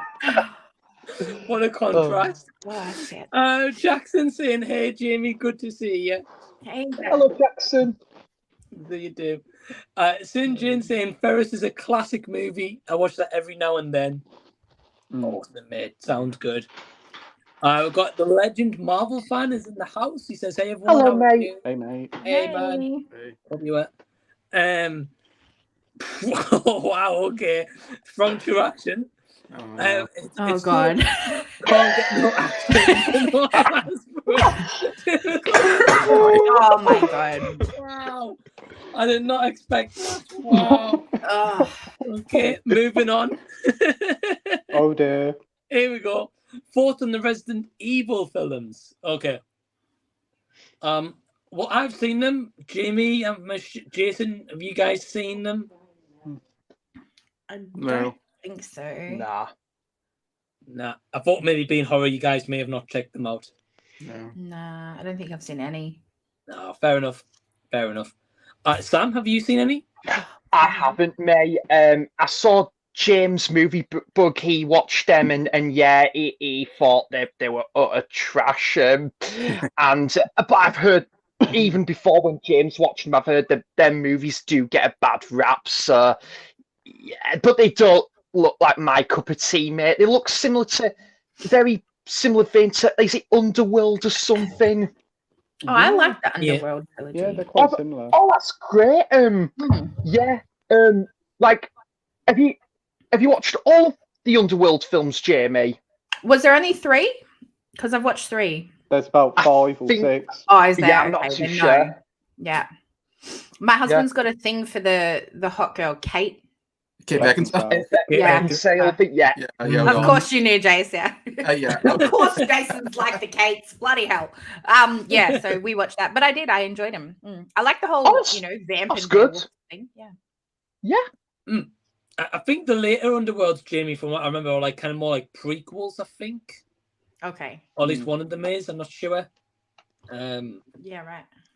But yeah, no, fair enough, mate. You haven't seen any of them. That's fair enough. Pete, have you seen any of the Resident Evil movies? I've seen them all, regrettably. Wow. The first one's actually not too bad. The second one, third one's okay. The fourth one, fifth one, and sixth one, we don't talk about them. And the recent one that came out, yeah, that one was pretty bad. Is that the anime? Is that one? There's Welcome to Raccoon City. That was yeah. With I think Batista? I'd Or is rather that go for the Exit. Awful film.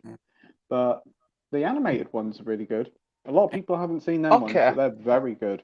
They feel more in line with the games, and they're more scary and feel more like horror films. It's interesting. It's interesting that, isn't it, Pete? Sometimes you find that, these animation renditions, some of them actually turn out better than the live action versions. It's mostly because they're directed by people who actually know what the source material is. Yeah. Unfortunately, with Hollywood, they just say, "Oh, zombies, bang, bang, shoot, shoot." Yeah, that'll do. Yeah. I agree. I think with you, Pete, I agree with your thoughts. Like the first one's probably the best, then 2 and 3's all right, and after that, yeah, I'm not a fan of them.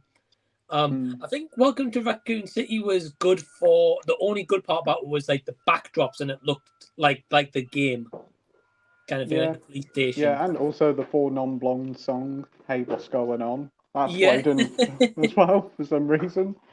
But they completely butchered Leon's character in it. Oh, he was dreadful in it. Absolutely terrible choice. Yeah, don't recommend that movie. I do want to kind of go. I actually kind of want to go back and rewatch it. I don't know why, but yeah, it wasn't great. Thank you for the question. No true action. Jackson adds, I really want to catch up with Sisu, Sanctuary, Master Gardener, and Air. Ooh, awesome, mate. Yeah, well, hope you enjoyed the movies. I'll check your letterbox for those reviews as well. Definitely. And he's saying, I love Sam's username. Thank you, buddy. Sammy G in the house. Yeah. relation to Ali G? I think we asked that last time. Yeah. Do you know what it is, P? Because obviously, obviously, because you've got like a say with, obviously Steven Gerrard, and then Steven Gerrard's nickname is Stevie G, and then I just put like my spin on it, like Sammy G. But I've actually got, and I actually said this on Mike's stream last Thursday, Pete. Shockingly, I've actually never seen a single thing with Ali G in. Haven't you? Yeah, right. Wow. Yeah. You've never seen the film. The film's fun. Yeah, I need to watch it. I know it's meant to be like a British staple. I definitely need to check that out, to be fair. I wouldn't call it a British staple. It's fine. I agree. It makes Coronation Street look like a British staple. Oh, yeah. But Borat's better, but Ali G's okay. Yeah, it's kind of like Only Fools and Horses you would describe as more like a British staple. Oh, definitely. But yeah, I've only seen the first Borat movie, but I haven't seen the second one, which I'd definitely like to check out. Either. Yeah. I think last time I remember it was on Amazon Prime, the second one. I don't know if it still is, though. Yeah, I think it's still on. Didn't they do a TV series as well? Not too sure, mate. I heard they did like a TV series as well, a couple of years after the film. So I don't know. I've not seen it if they have. I'm not sure. We've also got Stephanie from I'll Buy the Popcorn saying, hey everyone, hey Hello. Stephanie. Hey, Steph. Hey, hope you're doing well. True Action asking, thoughts on the film Audition? I don't know it. Never heard of it. No. Pete, have you seen it? Is that like a Korean horror movie? I think I've heard. It is a horror film. I think it is Korean. Yeah, that is Korean like horror film. Yeah, it is a creepy film. Yeah, put you off rubbish bags for life. Wow. Okay. It's one weird film. It starts off, it's quite nice. It's like a romantic comedy, and then it's just like, whoa, this is weird. Oh, man. Anytime it's Korean, I mean, it gets weird. I think, doesn't it? Oh yeah, it goes from something like Teletubbies to Terrifier 2, basically. It's like the big tonal difference. Like who does like The Ring and The Grudge? Is that Korean stuff? Yeah. Or Japanese? I can't remember. Korean horror, Japanese horror? Japanese is The Ring and The Grudge. Yes, it is Japanese. Sorry, yeah. Okay, they're always so disturbing when they come from the Asian market. I feel like, and they come over to America. Oh, they definitely know how to creep you out more than what American films can. Oh, it definitely gets under your skin, especially Like, a few scenes in that film. Oh, like I don't like American horror movies, but I feel like when they're from a foreign country, they're even worse. Like they get even more bizarre. And from what I've heard, I haven't watched, but I always hear like, I'm like, man, I'm never watching that movie. Like it sounds terrible. Yeah. I mean, sorry, Mike. No, go on. I was going to say, like probably since seeing that image of The Ring, and which I'm never going to ever watch, Mike. I'm sure the movie's good, but man, that image of that lass with just the long hair just freaks me out. And it's like, I think, like, I mean, I'm getting my hair cut tomorrow, but it's like, it's like this lass with just long hair. There's just something about it that's really effective, which I'm sure the movie's done something right there. But yeah, I don't know. Since about 7 years old, seeing that image of that, that obviously that girl just long hair, it's very sort of jarring still today. That image. I don't know what it is, Mike, but have you ever felt that way? There's like an image of a horror movie that just that just really you find very effective, and still for like many years to come still holds up as effective and jarring today. Yeah, I mean, I think like that girl from The Ring's definitely like iconic, Yeah, definitely. For me, for the longest time, like when the first Conjuring movie came out, or the second one, can't remember. The Valak, like the nun, like that for me was kind of like a defining figure. Like I was actually a bit creeped out by that design. So when they announced like that nun movie, I was like, oh, I was actually preparing to be scared out like my skin, and instead the movie was terrible, and then ruined that illusion. But I just think like a simple design of like a creepy nun, I just thought it was different, Sounds up Jason's alley, this movie, but no, I get you. Well, we've got another question, kind of horror as well. What's your thoughts on Leprechaun getting rebooted? Oh, okay. Brilliant. Have you seen all the movies, Pete?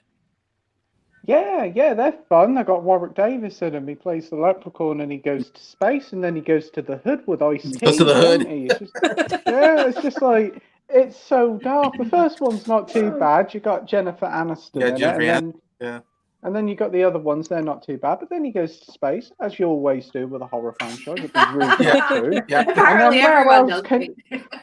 Where else can you go? You can't top space, so you decide to come back to Earth and join the fucking hood. Oops, sorry.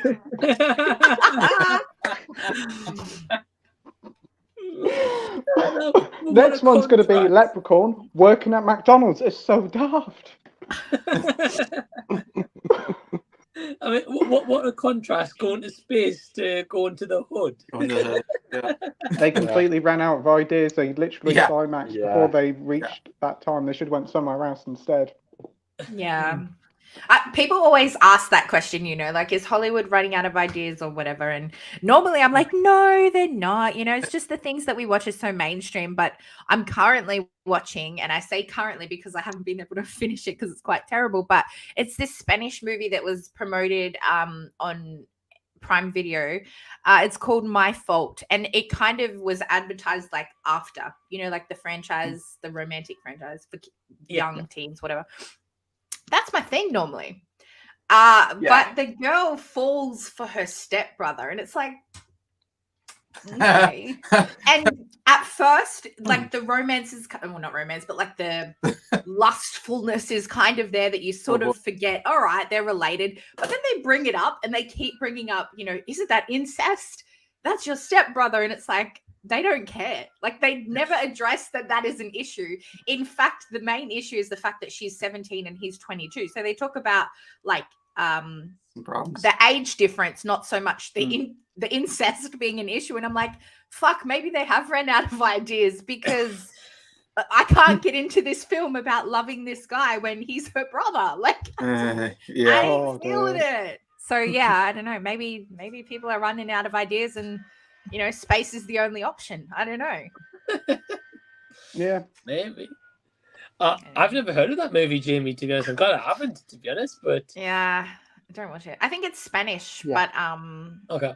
Yeah, you translate it to English, and oh my gosh, the translation is horrible too. She says something like, "That's so funny," sorry, and the translation comes across as something along the lines of, "Why did you do that, lol?" It's like, What? Why can't you actually type? That is so funny. Or, I don't know. And, you know, he's really getting in the moment and, you know, feeling her up and, you know, getting in that sort of, I want to say romantic mode, but it's not. And yeah, some of the dialogue is so off-putting. It's like, huh? I don't know. It's just gross. Anyway, don't watch Definitely it. one that's not going on the watch list. It's not good, Pete. And I'm normally into that cringy stuff, but that is just like, oh, it's not good. Yeah. I think I might add it to my watch list. Oh, I'd love to see your reaction to it. Yeah. Is it honestly, Jamie, though, is it actually shockingly bad, that movie? Oh, I would say, yeah. I mean, Ghosted was my worst of the year, but I think this is the worst of the year on dialogue alone. But again, that's lost in translation a little bit because obviously they're, you know, converting it from Spanish to English. But yeah, even the fact that, you know, this girl's falling in love with her stepbrother is like, okay, like there's a whole town of new guys that you haven't met before and you fall for the stepbrother who's mean to you, might I add. Like this is the opening like romance, right? So he's supposed to drop her home from something and he's driving her home and she says something about his dead mum and she doesn't know that his mum has died. And he's like, get out of the car. And she's like, what? Why? He kicks her out of the car. She has no phone reception. Her phone's dead, which he knew. And he leaves her there, stranded on the side of the road. His sister that he's so in love with. Anyway, another car comes along and she hops in and goes to a party. But like that car could have been anyone. She could have died. She The car just picked her up and took her to a party. Wow, this sounds like a disturbing film. Right. But how do you fall in love with somebody who kicked you out of a car and is like, all right, see you never? Well, so the next scene, they're like, oh, I love you, you love me. Oh, my days. It's terrible, Pete. I Honestly. was going to say, sorry, I was going to say, she jumps into that other car, then she might have wanted to go to space, who knows? Maybe. Yeah, that's where they were headed. That could have spiced up the film quite a bit if they went to space, I think. And then they come back and then join the hood. Yeah. That's my fault, part 2. Yeah. Oh man. But just before we carry on, I think Pete, do you have to head off? I think you said. Yeah, got to head off. But thanks ever so much, Mike, for inviting me on. It's been absolute fun tonight. Yeah. Great chatting to you, Jamie, Jason, and Sam as always. See you, Pete. So, Yeah. see you, everyone. Well, Take care, mate. Have a nice night, mate. See ya. And just like that, Pete off to space. So good luck to space, Pete. And then to the hood. Yeah. No, he's probably going to go and watch that film now. Yeah. That's what it is. He's going to the shop to get more Daniel O'Donnell records and then going to watch my Daniel O'Donnell, Are you going to check it out, Mike? Sorry. This film that Jamie recommended. I didn't recommend. Please no. No, I'm not suggesting this.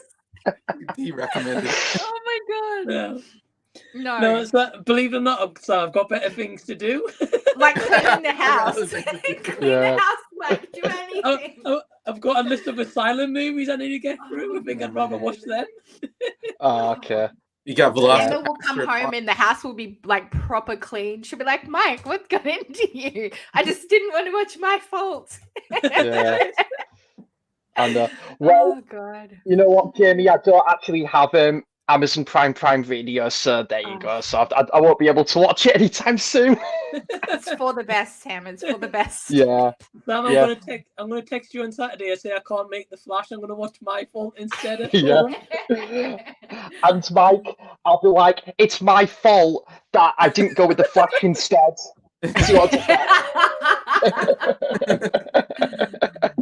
Oh man. Can I just say though, Mike? Quickly, thank you so much for having me on this stream, mate. I'm obviously having a fantastic time. Hey, you're welcome, mate. It's always great to have you as well. And great.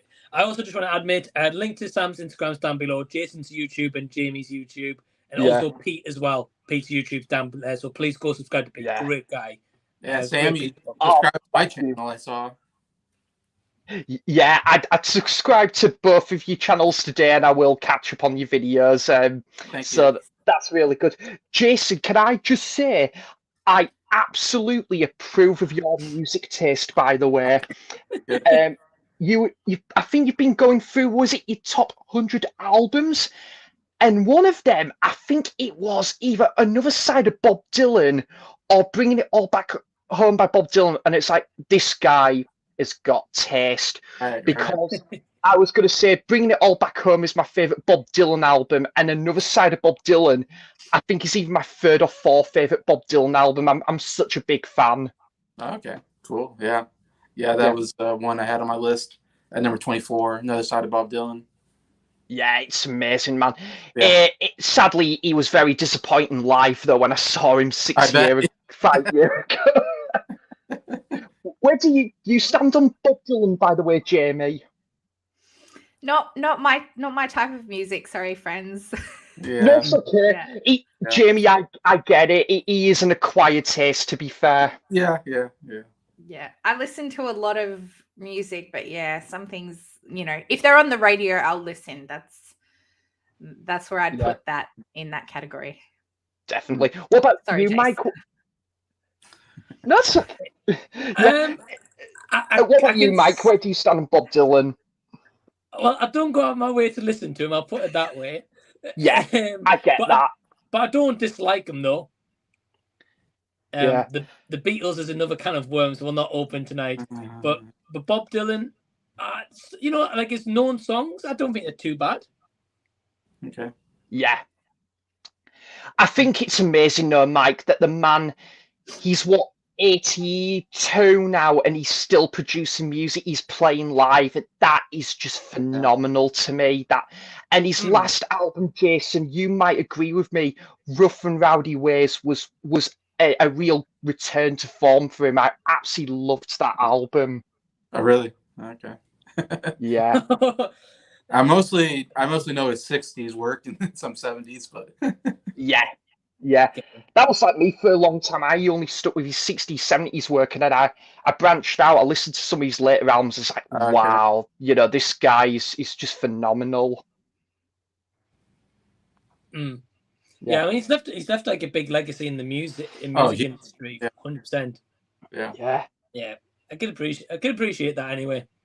And just to say about Beatles as well, Mike, it was phenomenal that Paul McCartney at 80 actually played Glastonbury last year. He did, yeah. I was a bit surprised by that, to be honest. Yeah. But hey, the guy's still going. Fair play to him. Yeah. Yeah. I don't know if I even heard the other day, by the way, I don't know if it's true, but they're releasing a Beatles song at the end of the year with like use of AI. I was like, wow. Oh, wow. Okay. Oh. I was meant to tag Jason, and I was like, Jason, you're going to be absolutely buzzing today. Yeah, I'm curious what's going to happen. They're taking a John Lennon song and cleaning it up because he recorded a song, but it was a bad recording. But they can use technology now to kind of, take out the other sounds and just have his voice or something. I don't know. And I don't know how that's all going to work. But yeah, they say it's another song.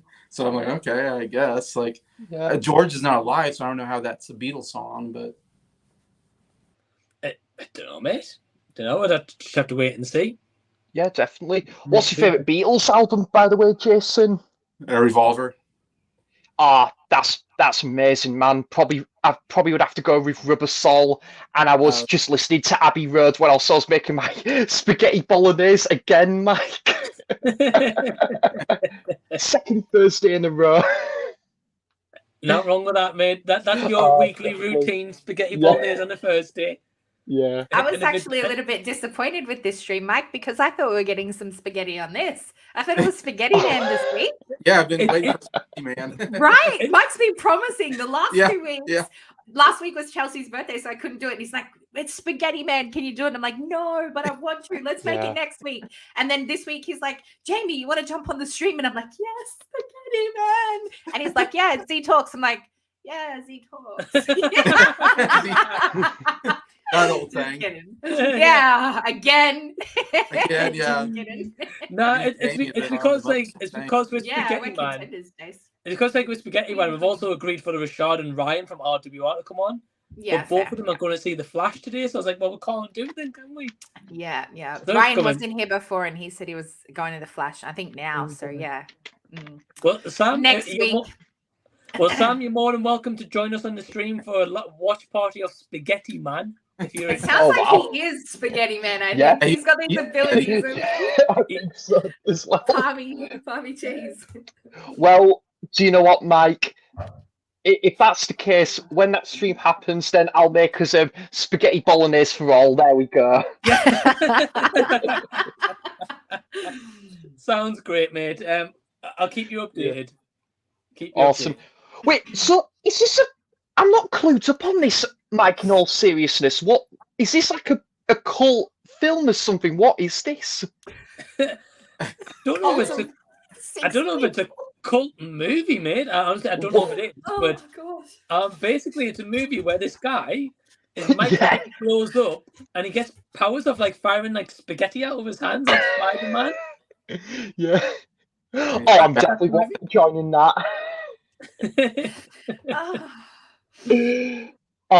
It's coming soon, mate. I'll keep you updated.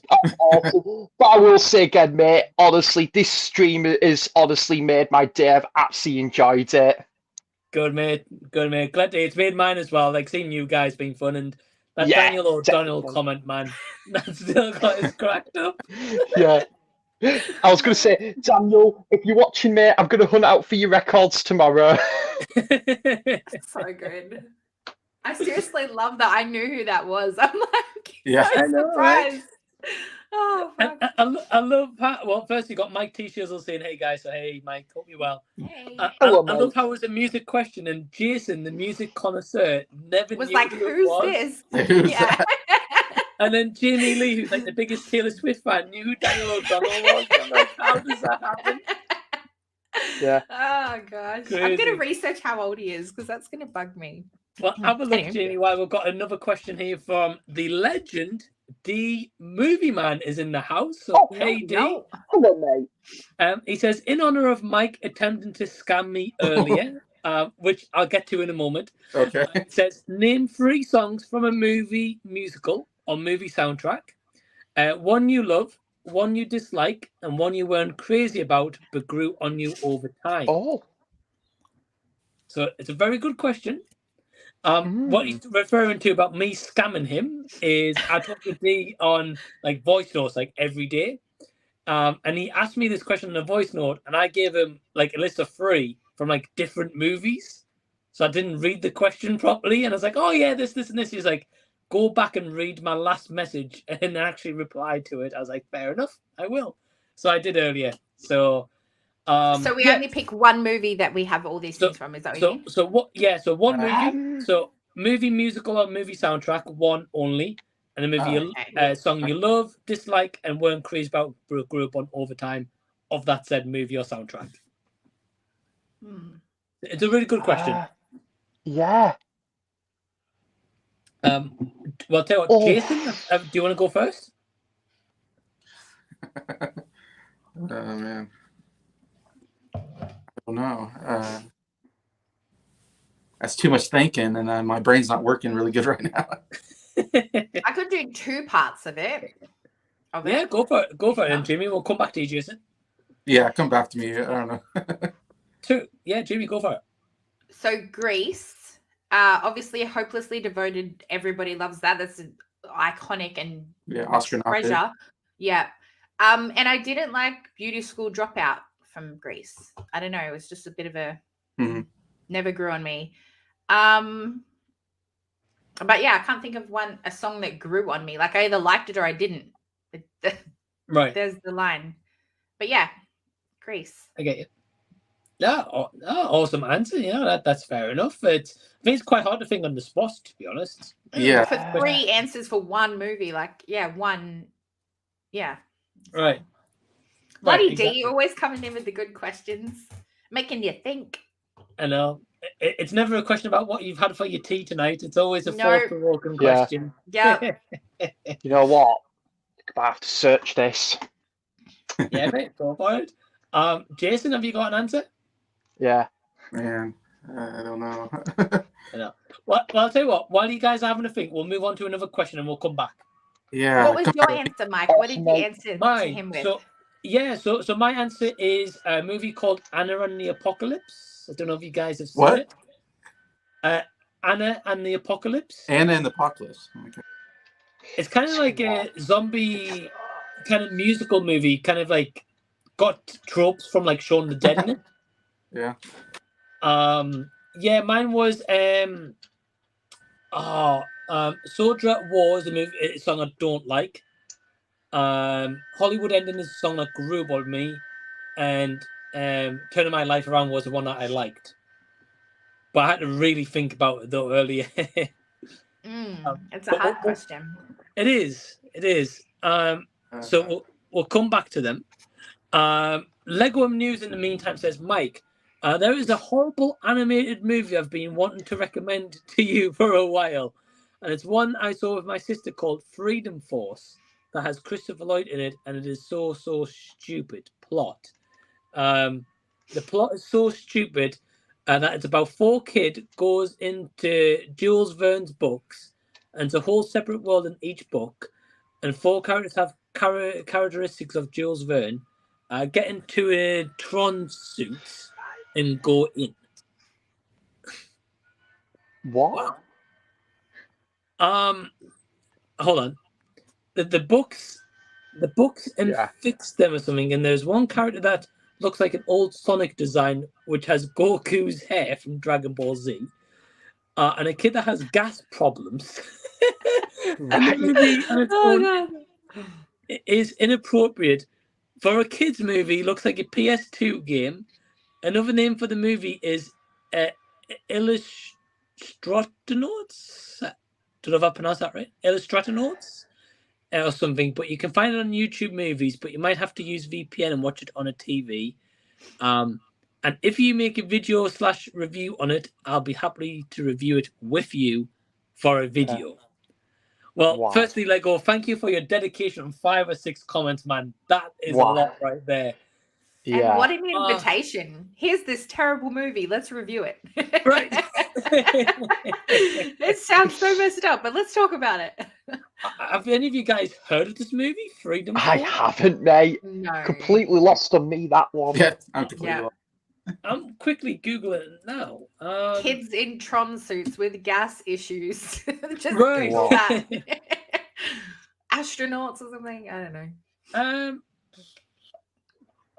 I'm looking on Wikipedia. It's in our TV series, video games. Okay,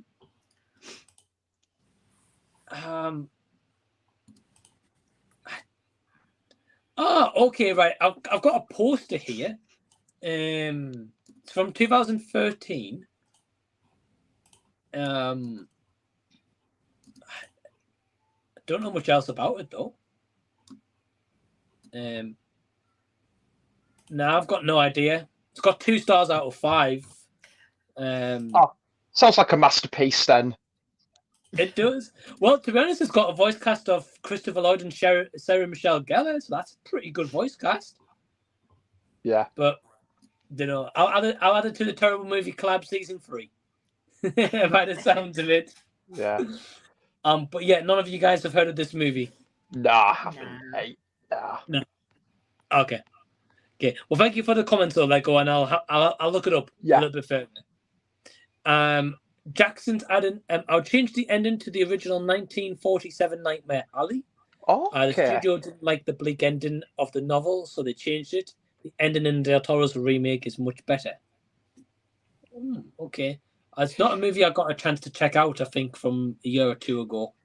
But I tell you what, Mike, this is sort of not too dissimilar from Jackson's answer here, but now this is a movie that I love, but I actually do prefer the book, which could be controversial. Clockwork Orange, I think the book is so much better than the film, in my opinion. And I thought the ending to the film, in my opinion, wasn't great. I think there was much more of an extension, after that ending to the, the original obviously book by Anthony Burgess, and that All right. ending is in the book is so much better in my opinion than how the film ended. So Mhm. I can sort of see where Jackson's coming from on this. Mhm. Oh, fair enough, mate. I've not read the book or seen the original or like the remake, so I can't comment too much. Yeah. But you've got a lot of experience with it, though, so that's cool. Yeah, I actually did really like the original Nightmare Alley. I think to be honest, Mike, for me, it was probably just on a par with the remake. I think I enjoyed both as much as each other. Oh, that's good. That's good. Yeah. I know the remake had a great cast in it, though. So Yeah, it's really good. It's on Disney Plus. oh wow, okay, I might check it out. Oh, that's Yeah. awesome. Didn't know it was. Have you seen Pan's Labyrinth, by the way, Mike? I haven't, mate. No, it's on the list to watch. Because that's by Guillermo del Toro. That is an outstanding film. Yeah, it's a well-beloved movie. Have you, Jamie, Yeah. Jason, have you guys seen Pan's Labyrinth? No. What did you think of it, Jason? You know, I really don't like Guillermo del Toro. He has such a dark style that I just don't like his style of movie making. Yeah, I get that. He is, you know what, I was talking to one of my work colleagues the other day, mate, and we actually both agreed that he actually has got a bit of a hit and miss filmography. Yeah. But, yeah, I've actually think I've got an answer for that question earlier, by the way, Mike, about the songs. Go for it. I'm going with Dirty Dancing. And what a cracking movie that is. Good movie. Yeah, it's really good. Probably my least favorite song would have to be "She's Like the Wind." I don't really like that song particularly. A song that I absolutely love is "Be My Baby" by the Ronettes. You know, that's just timeless. Love it. Good And song. what was it? And One You Weren't Crazy but Grown You Over Time. Was it probably? I think I would go with I think I would go with "I've Had the Time of My Life." I was trying to think of that other. There was another song actually, but I think I'll go with that one now. Yeah, that's fair enough, mate. That's like that's probably the biggest song from the movie, but yeah, I get you. Yeah. And actually, Mike, another soundtrack I'd love to own on vinyl. Dirty Dancing. Yeah. It's got some good songs. I like the movie. I was actually quite surprised it was set in the 60s, actually. I've always thought that, because it's got an 80s soundtrack, I always assumed it was set in the 80s, but it's set in 1963. Really? Oh, okay. Yeah. Wow. I didn't know that. Yeah, I didn't know. Oh, yeah. That's cool. Have you seen it, Jamie? Dirty Dancing? Yeah. What did you think? I like it. Yeah, I love that film. Yeah. And I did like the soundtrack too. It was pretty good. Yeah, definitely. I was going to probably pick as well, Mike. Sorry if I'm rambling here, by the way, mate. It's all right. Don't worry. No. Yeah. I was just going to say, I was trying to think of another one, Saturday Night Fever, but I actually loved all the songs in that film, so I didn't pick that one in the end. I just went with Dirty Dancing. Yeah, well, good pick, mate. Good pick. And we've all seen that movie as well, which is awesome.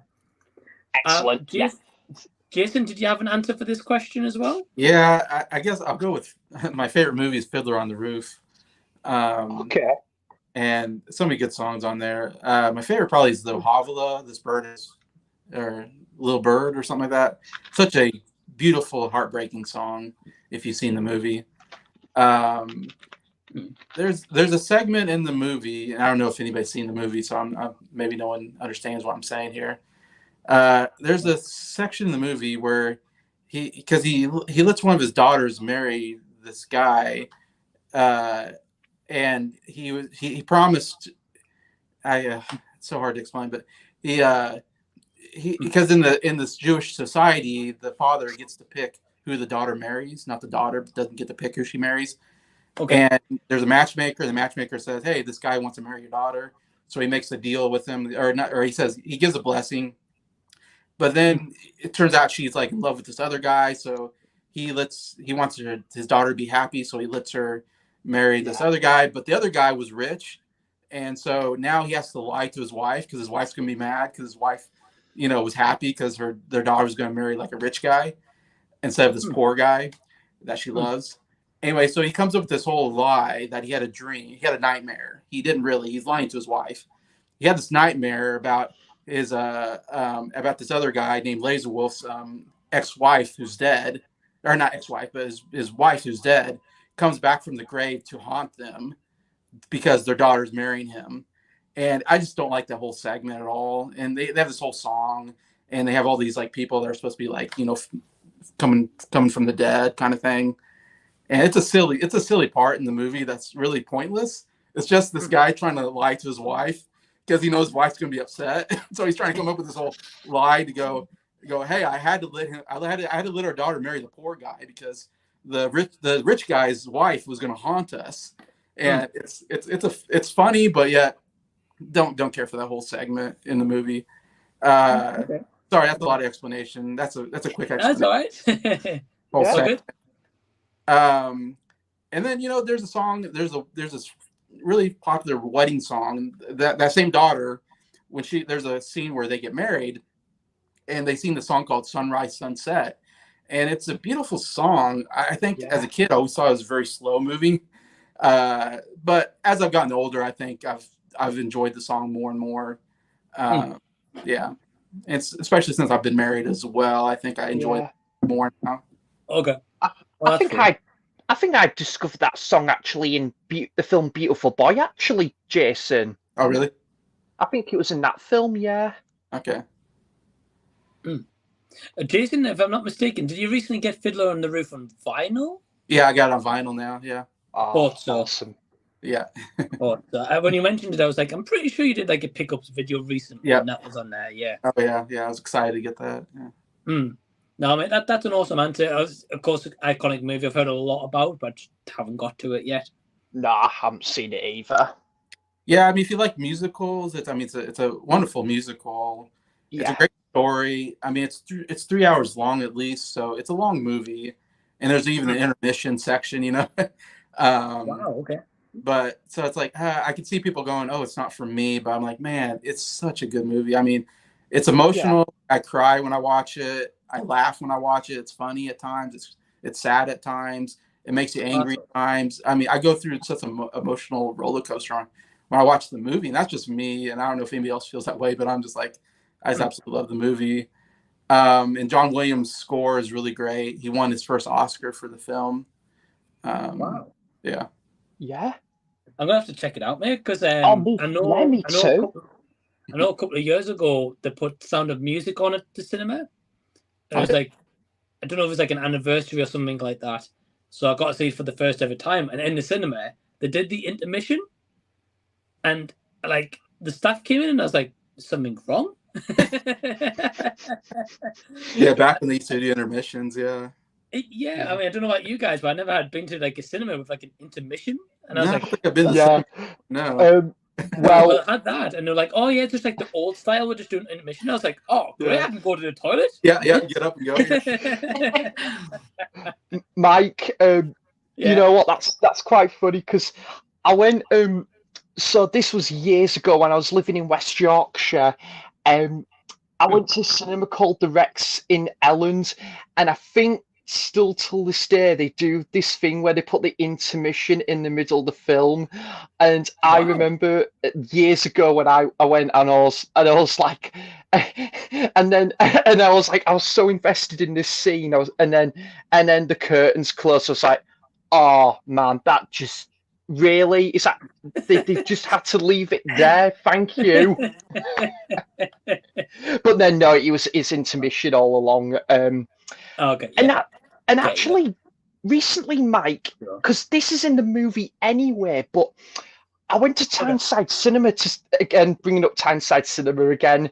I love that cinema so much. I watched 2001: A Space Odyssey, and actually, I'll start off saying there were so many people that were turning up late, but midway through the movie, because I think the film went pitch black, and it's actually in the film, and then everyone was just like rushing off, and they were like, they just thought that this was going to be like a 10-15 minute intermission, but it wasn't. It was like 5 minutes, and then people just decided, right, we're going to go off, we're going to get a few refreshments, whatever, but then they saw that the film was coming back on, and then they just rushed back in. Yeah. Oh, a bit strange that they did that, mind. But Yeah. Have you seen 2001, Mike? I doubt it. haven't made no, Oh, because what it was, I think they showed it. Amazing, man. I think they showed it at the cinema not long ago as like a re-release or an anniversary. Yeah. But I think I had like a family meal or something that day, so I was like, I can't go see it because otherwise I would have gone to see it on the big screen for the first time, you know. Yeah. Nah. I love how we're amazed by like intermissions, and then over in Australia with Jamie, she's got beds in cinemas. What? Yeah. Awesome. Yeah, I don't use them often. I mean, I've only used them once, but yeah, it's so cool. Yeah. I mean, I don't know if it is cool, actually. Maybe it's gross. I don't know. Anyway, we've got beds. We normally go to the recliner ones. We go to the gold class. So it's Rashad really... G wouldn't have a chance to stay awake. Oh, honestly, he should just, he needs his own personal bed. Yeah, personal bed. And it's right at the front too. So like he wouldn't, interrupt anyone with his loud snores. He'd be perfect. It'd be great. I'm so glad he's watching The Flash right now and not hitting growlers. I know. Sorry, Rashad. We love you. Yeah. He would be out like a light, Jamie. Yeah. It's really cool too because you pay like one price. I think it's like $45, and that's for 2 people. But obviously, if you've got a kid, like it's 3 people. And you get like a massive bucket of popcorn, and I thought it was quite good. Like for a family to go to the movies for under $50 is like pretty decent. Yeah. Definitely. Well, here, anyway. Yeah. No, yeah, for sure. And it's definitely like a unique experience as well. Yeah.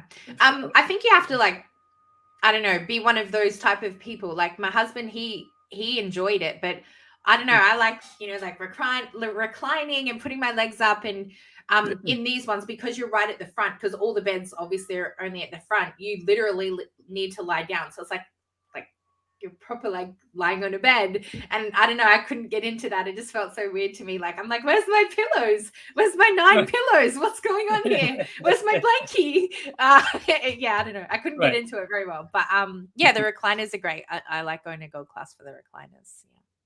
Yeah, I mean, in the UK, because I'll go to like a cinema chain. I'll go to. We have a cinema chain that's called Odeon that do like the recliner seats. When I've been to them, Jamie, they're amazing. Yeah. We pay the extra money to go to gold class, which is the recliner seats, but there's only like, I want to say 20 people that can sit in this cinema.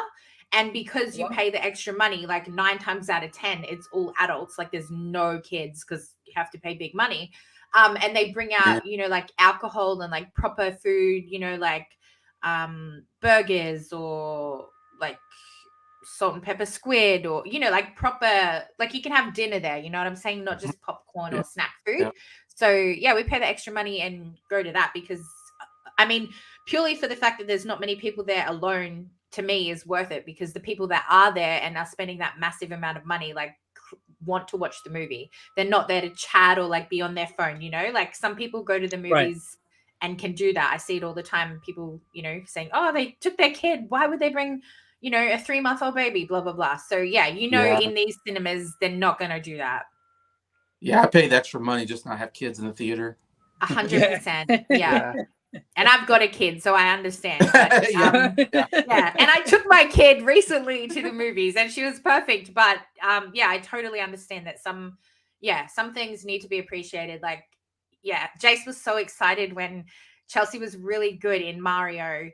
And he's like, oh, maybe we should take it to Guardians. And I'm like, oh, man. Dude, you know how much we respect Guardians. Like, let's not ruin that for people. What the fuck? Right. She was good, but geez, not Guardians good. Come on. Right. It's a good cinema. Yeah. And especially with like how upsetting Guardians is as well. I don't think she's done well with that. Yeah. Yeah, no. Whole animal thing. I would have probably been like, shut the f- up, because I cried pretty much throughout that whole movie, and she would have been like, Mummy, it's okay, you're brave, or said something, and I'm like, shut up! You don't understand the importance of this scene. Steal by your daughter. I would have grabbed her for sure. Hey man, just- she's a legend. I've just noticed, Jamie, is that a Guardians Cup there? Yeah. Yeah, I've just noticed that. It's so cool too. I love the colors in it. It's so pretty. Oh, wow. So pretty. Awesome. Yeah. She's repping the cinema merch. Yeah. Please sponsor me, you guys. Give me free tickets to the expensive cinema. All right. Well, we've got quite a few comments, so I'm gonna have to just like skip through certain ones and pick certain ones. Try to get them in order, but got a couple like later on that's relating to what we've just been talking about. Firstly, Jackson saying, "Don't they use Be My Baby at the end of Barbarian?" I can't remember. I don't know, mate. Can't remember. I'd have to have a look. Being honest. D says, "Enjoyed hearing y'all's responses." Mike neglected to mention the aforementioned scam involved him trying to skip over answering the last two questions and just making me answer. Deception and disgrace. I'm gonna have words with D after this live stream. Don't worry. I love you really, D. If you're still watching, I love you really. Jackson saying, "Is salt slash pepper squid an Australian thing?" That sounds excellent. Don't know, Jimmy, is it? I commented back because I didn't think you'd read that comment out. I don't know. I don't eat seafood. I'm allergic to seafood, but my family eat it. I thought that was like I thought it was a common thing, but maybe just for us Aussies, I don't know. Salt and pepper squid. Next thing do you guys eat octopus? Is that a thing for anyone else or not? No, you don't eat that. All right, maybe it is an Aussie thing. Okay, cool. Maybe. Yeah, maybe. My mum really loves them, like baby octopus. They're like this tiny with like cute little tentacles. I'm like, oh, they're gorgeous. And then anyway, apparently that's not a thing anywhere else. I don't know. Australia is like the movie Crocodile Dundee. That's my version of Australia. Yeah, that's right. That's not a knife. Yeah. My dad loves Crocodile Dundee as well. It's a good movie, to be honest. Yeah. But yeah, like the comments, I'm trying to get through them all, but I don't think I'm going to have time, so I'm just trying to get through what I can when whatever's on my screen. Sure. Pete saying earlier, "Thank you so much for the invite, Mike. Always a pleasure. Have a great stream." Well, thank you, Pete. And again, link to Pete's links down below in the description box. Andy, Forgotten What the Movie says, "Evening, guys." Hello, mate. Hey, Andy. You well? Marvel fan says, "We are getting a spin-off to Ferris Bueller's Day Off, but the writers of Cobra Kai are writing the spin-off for Paramount Plus. They did a great job for Cobra Kai, and I can't wait for season 6. Yeah. Except we have a writer's strike, so I don't know when stuff's going to get out. That's true. So the big three from Cobra Kai are writing the spin-off to this one. Is that what they're saying? Sounds like it. Yeah. Okay. Oh, yeah. They're busy then, because they've got that other movie series that's coming out as well. I can't think of the name of it now. It starts with an I. I think you spoke about this as well, I think. I have. I was really excited to watch it. Can't remember the name now. Anyway, wow, they're busy then. Very busy. They did a great job with Cobra Kai, so... Yeah, but Cobra Kai... Yeah, Cobra Kai 6, and then the I one.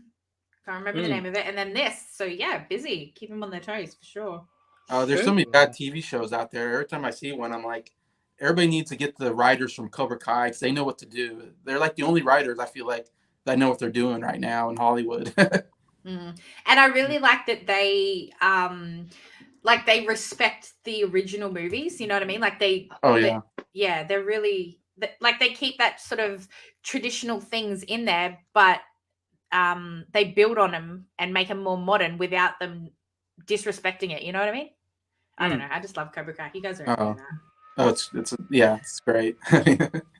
Well, Jamie, this is a great sin to confess, right? Because The Karate Kid is one of my favorite movies ever. Yeah. But do you know something? 2 things. I haven't seen any of the Karate Kid sequels or I haven't seen any of Cobra Kai. There we go. Well, I think you should watch Cobra Kai. I think it's really good. I try and plug it all the time. I've heard it's amazing. Yeah, I don't know if Mike said this. Somebody said that Cobra Kai makes the movies even better, and I agree. I don't know if that was Mike or something on the stream said that. I can't take those. I can't take that though, Jason, because I think Perez first said it. Okay, So, might be Perez. I think anyway. Yeah, but I agree. But I think you'd enjoy them though, Sam. And watch the movies, then Cobra Kai, and then it just makes the movies better.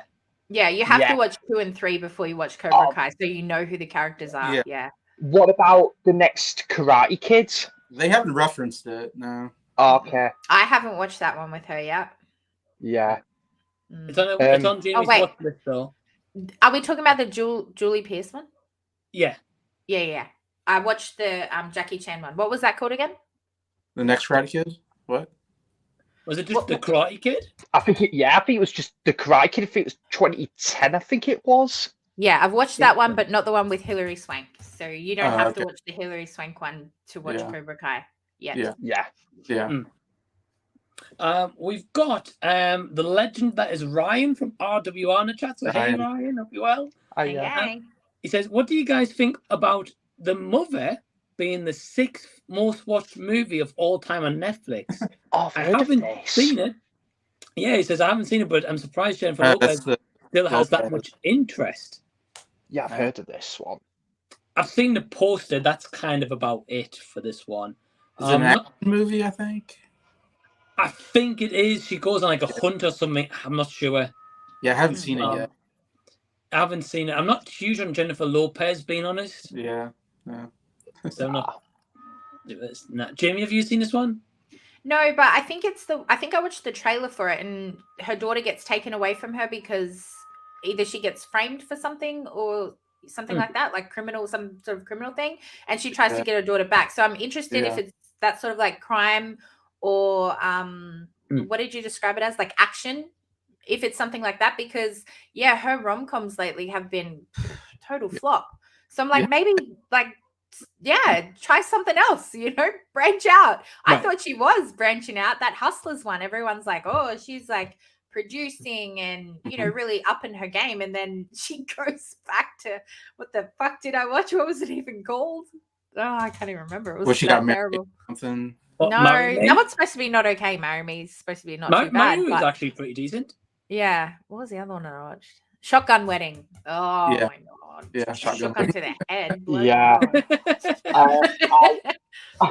I remember seeing the poster of that film, Mike, and I was like, well, that is not going on my watch list. Terrible, honestly. Yeah. And I think the worst thing that pulled me out of it is that they're supposed to be these, newlyweds and getting married, and it's like Jennifer Lopez is 50, man. Like she's not 20. I know. She's trying to play a 20-year-old in this, but she's not 20, and it's not believable. As hot as she is, she's not 20. Okay, can we not get someone else? I don't know. I wasn't feeling that at all.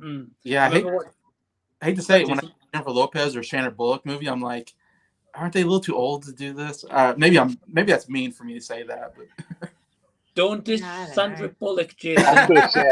Yes, Mike, but at least Sandra Bullock she's learned to branch out into Bird Box and other things. She hasn't just been like, I'm going to branch myself into this little cubby house of rom-coms that suck. That's what J-Lo keeps doing. I don't know why. But I know. Anyway. I was going to say, Mike, and we'll both agree, I still think Sandra Bullock still she still looks pretty bonny today. You telling me? I know. Yeah. I know. I agree. No, I think she looks great for her age, though. Yeah. Oh, yeah, definitely. Yeah, and she's a great actress as well. Yeah. Compare them to, there's no question, I don't think. Sandra Bullock all day. Okay, yeah. Yeah.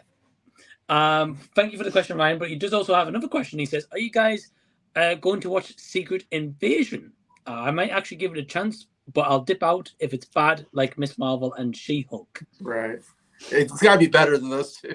I don't even think Ryan started Miss Marvel, to be fair, but I didn't. Yeah, he's No. like, it looks terrible. I'm not doing it. I'm pretty sure. I'm not really too big on the scrolls, is it?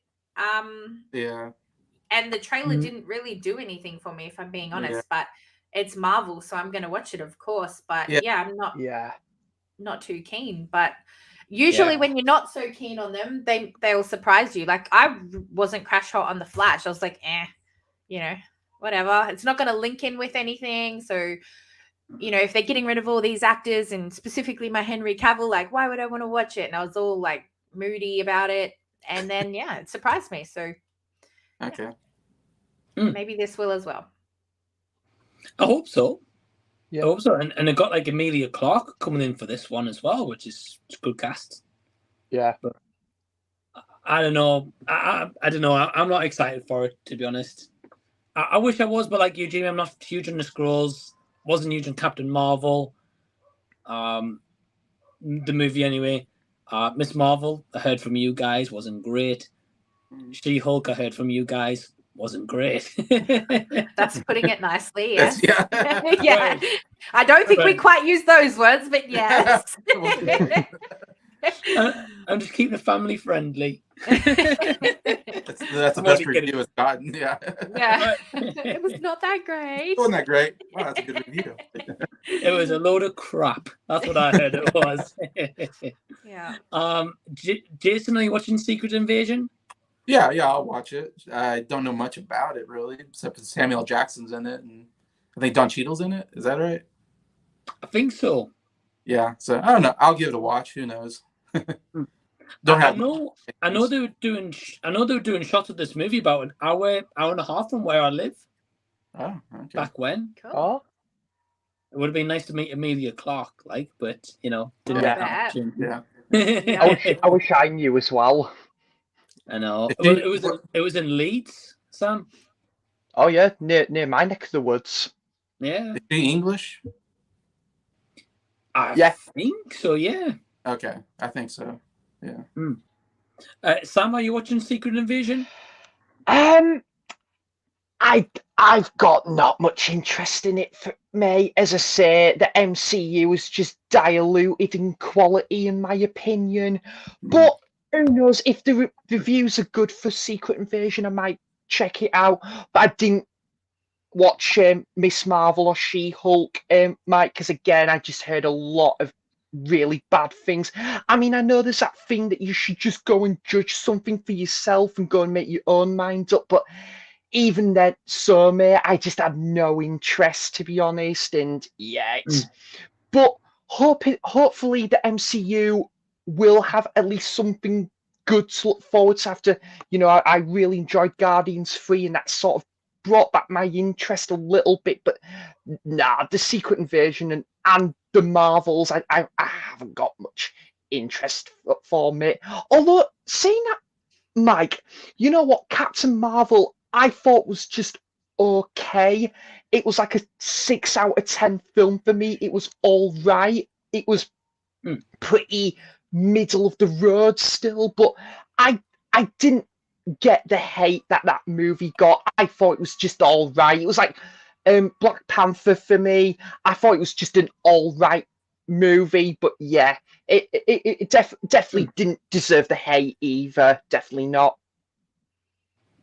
Yeah, I think it's been a bit mixed on Captain Marvel. A lot of people don't like it, as you said, and some people think it's all right. I think it's passable.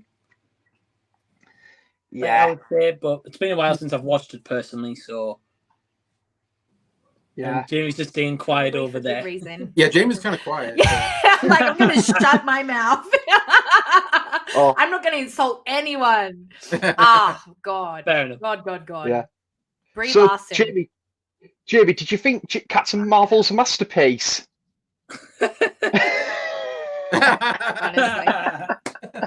Honestly, the whole reason I'm not excited for the Marvels is purely because of Brie Larson. I don't like Captain Marvel. I think she's supposed to be the strongest character in the MCU, and she's just so underutilized, and then that's just writing wise, but even actor wise, I just think Brie Larson is probably the worst character. If you're going to have somebody that's so powerful and important to me is not that. Oh, I'm lagging out a bit. Sorry, guys. She's so bland. That's like okay. she just has this boring facial expression, and she's just bland. I can't get into her at all, and I can't root for her character if that actress is playing that character.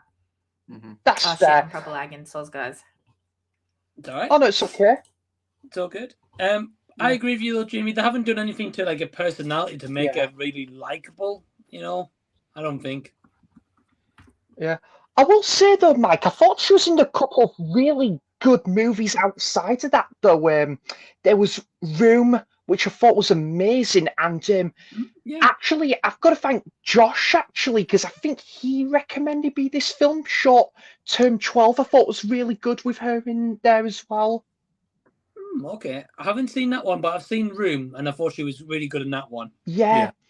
But, yeah, I mean, I might watch the Marvels, but I'm probably just gonna wait till it comes on Disney Plus, mate.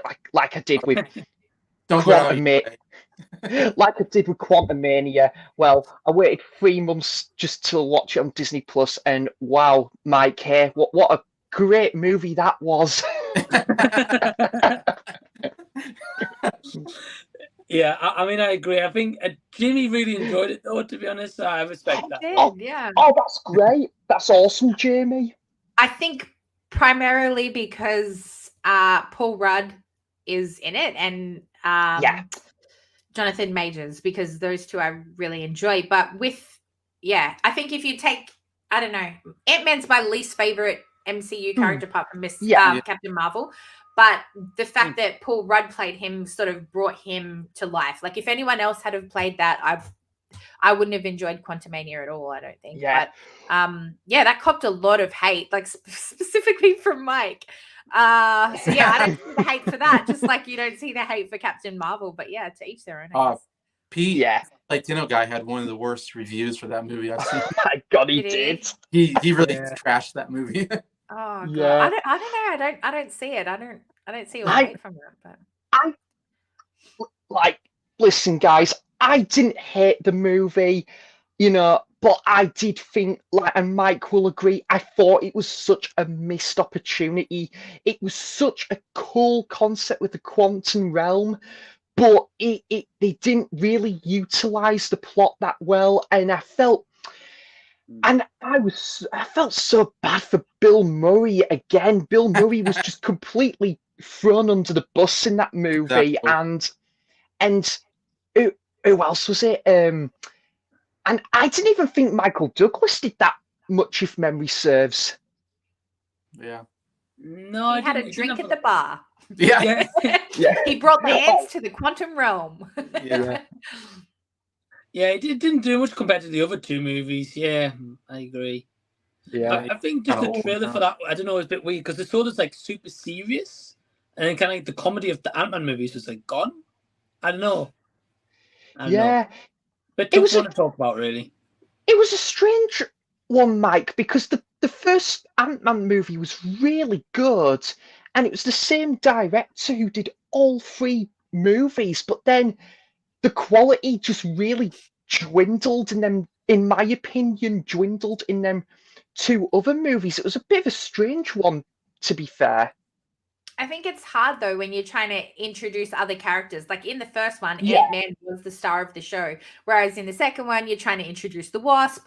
And then in the third one, like really the emphasis was supposed to be on Cassie. Cassie's going to be in the Young Avengers and whatnot. So the highlight, they're trying to introduce her at the same time as her own little superhero, whilst also keeping Ant-Man as the forefront, whilst also keeping the Wasp at the forefront, whilst also introducing Jonathan Majors, this version of Kang, as like the big bad. So it's really hard to juggle all them people and give them enough time. People like Hank, sorry, but you're nothing compared to the big picture of things, That's how I agree. No, definitely. No, you're right. And do you know what, Jamie, I actually will just add to that. Cassie, I actually thought she was probably the best part of that movie. I actually thought she was better than like Paul Rudd, Ant-Man himself in that film, to be fair. Yeah, right. Cool. Yeah. No, awesome, man. I'm gonna keep quiet on Ant-Man personally, but Yeah. And I no, feel but like I got in my defensive mode then, like, no, you will not shame my Jonathan Majors movie. And I just like jumped into defensive. So sorry about that. No, But hey, yeah, no, Jimmy, it's honestly, hard to juggle everyone. but Jimmy, it's all good because at the end of the day, I respect that you really enjoyed the movie, you know. Yeah, so I'm not gonna me try too. to jump on it again. At least someone did. Right. I don't know. One person in the world's here. I don't know Jason? right now if we're gonna see Jonathan Majors again, though. Yeah, I don't know. Right.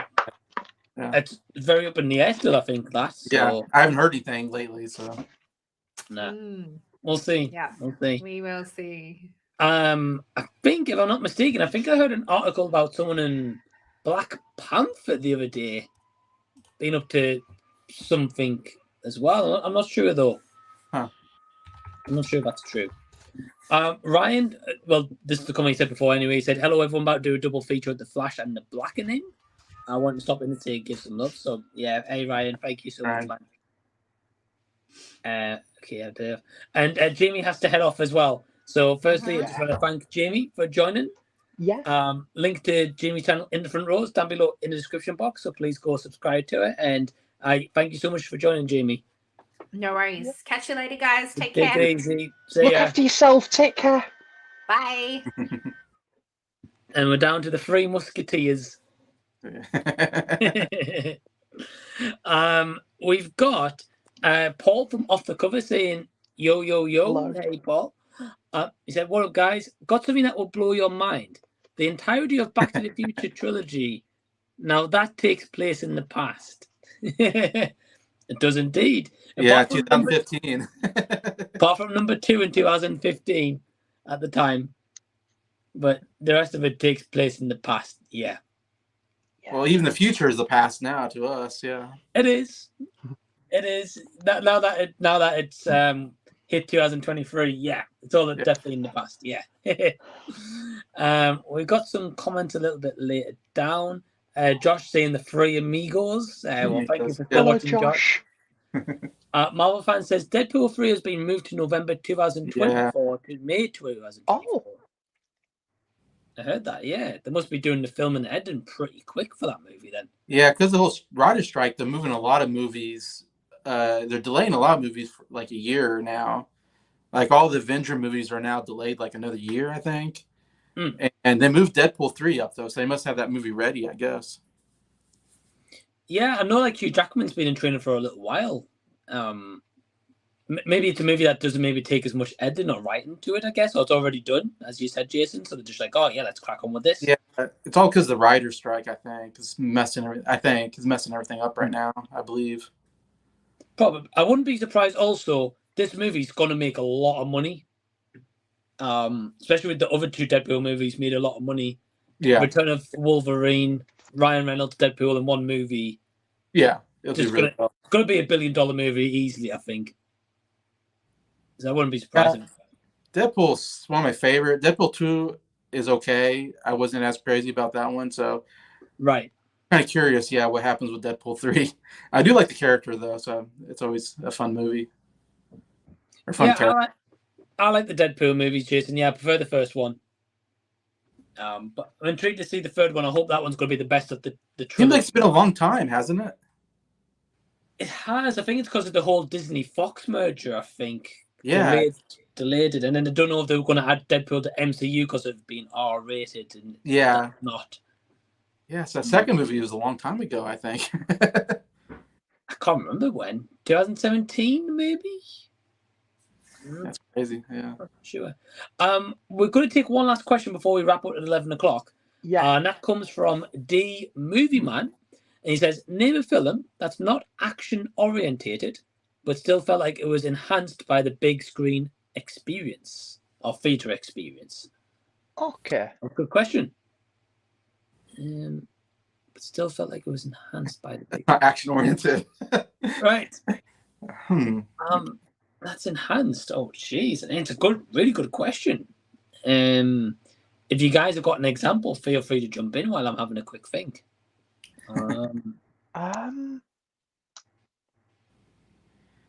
So a movie that's not action-packed then Mike does he mean? Yeah. I don't know Yeah. if he means like that's not action packed in terms of like an action movie, or just Yeah. a lot going. I don't know. I'm assuming action orientated. Mm. I mean, because every movie, unless it's a slow drama movie, is kind Yeah. of Okay, action oriented. right. That's what I'm thinking. Yeah, I'm like, yeah. Well, I Okay, think. Sorry, Mike. Go ahead. No, mate. I was just going to say maybe going for a movie that's like maybe is like a slower drama that maybe did enhance Right. the theater experience. Maybe Hmm. that's what I'm thinking. Well, if that's the case, I have got one comes to mind. Or if we're going action, like not action specific oriented, I've got two. I've got. So if it's a kind of slower build drama thriller, Parasite. Oh yes. Okay. What Great film? cinema. Yeah, definitely great cinema experience as well when I watched it. Or if we're going for a movie that's not actually like specific action, I would have said Ready Player One. Okay. Because it's not like an action movie per se, it's like adventure. But I don't know. It's a tough line. I don't know. Jason, Sam, have you guys got one? Well, if I can analyze the question a little bit, Go for it. what does the big screen theater enhance? How does that enhance an experience? I guess is what I'm trying to figure out. I guess it is because the sound is better in a big screen, because the cinematography is better. I don't know what would enhance the theater experience. I'm gonna comedy maybe because other people are laughing. That makes a better experience. Maybe if you're watching comedy. Is that what we're thinking? I'm gonna go with what you were saying, Jason. Like better sound, maybe like a good like audience experience watching like that movie. As you mentioned, like comedy. Obviously, everyone's like giggling, chuckling, and having a good time. If it is a comedy you're going for, anyway. Yeah. That's what I'm getting from that, anyway. Yeah.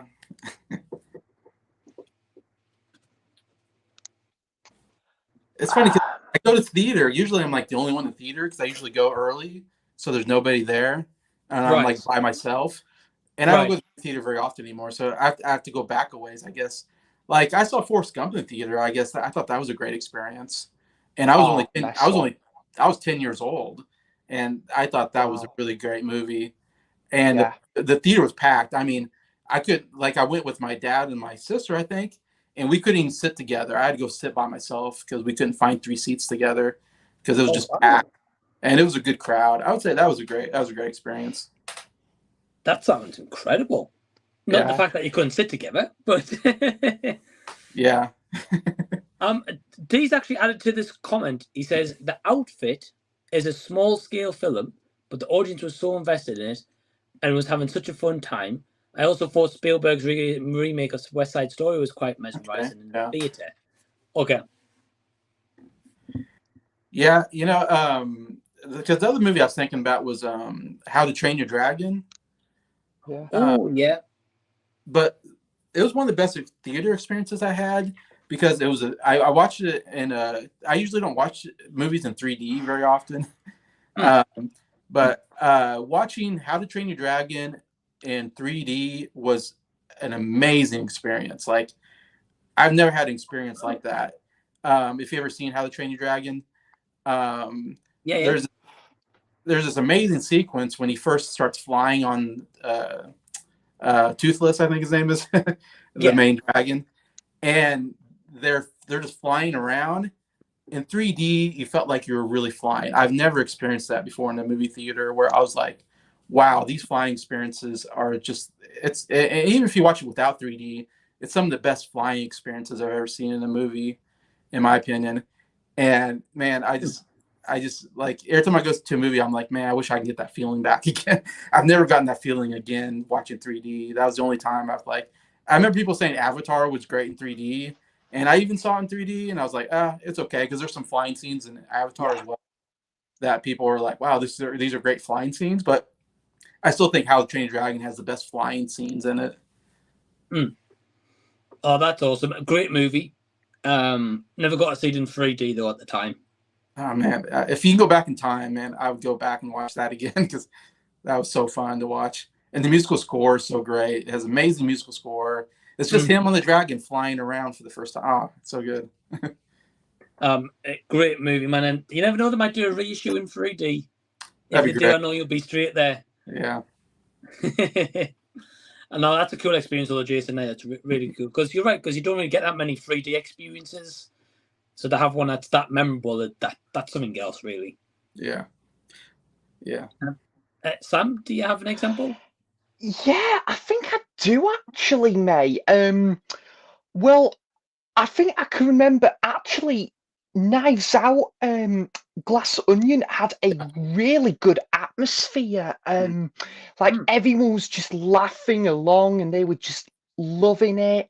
And actually quite recently, Beau is Afraid, there was just a couple of really out there moments, and then there was just some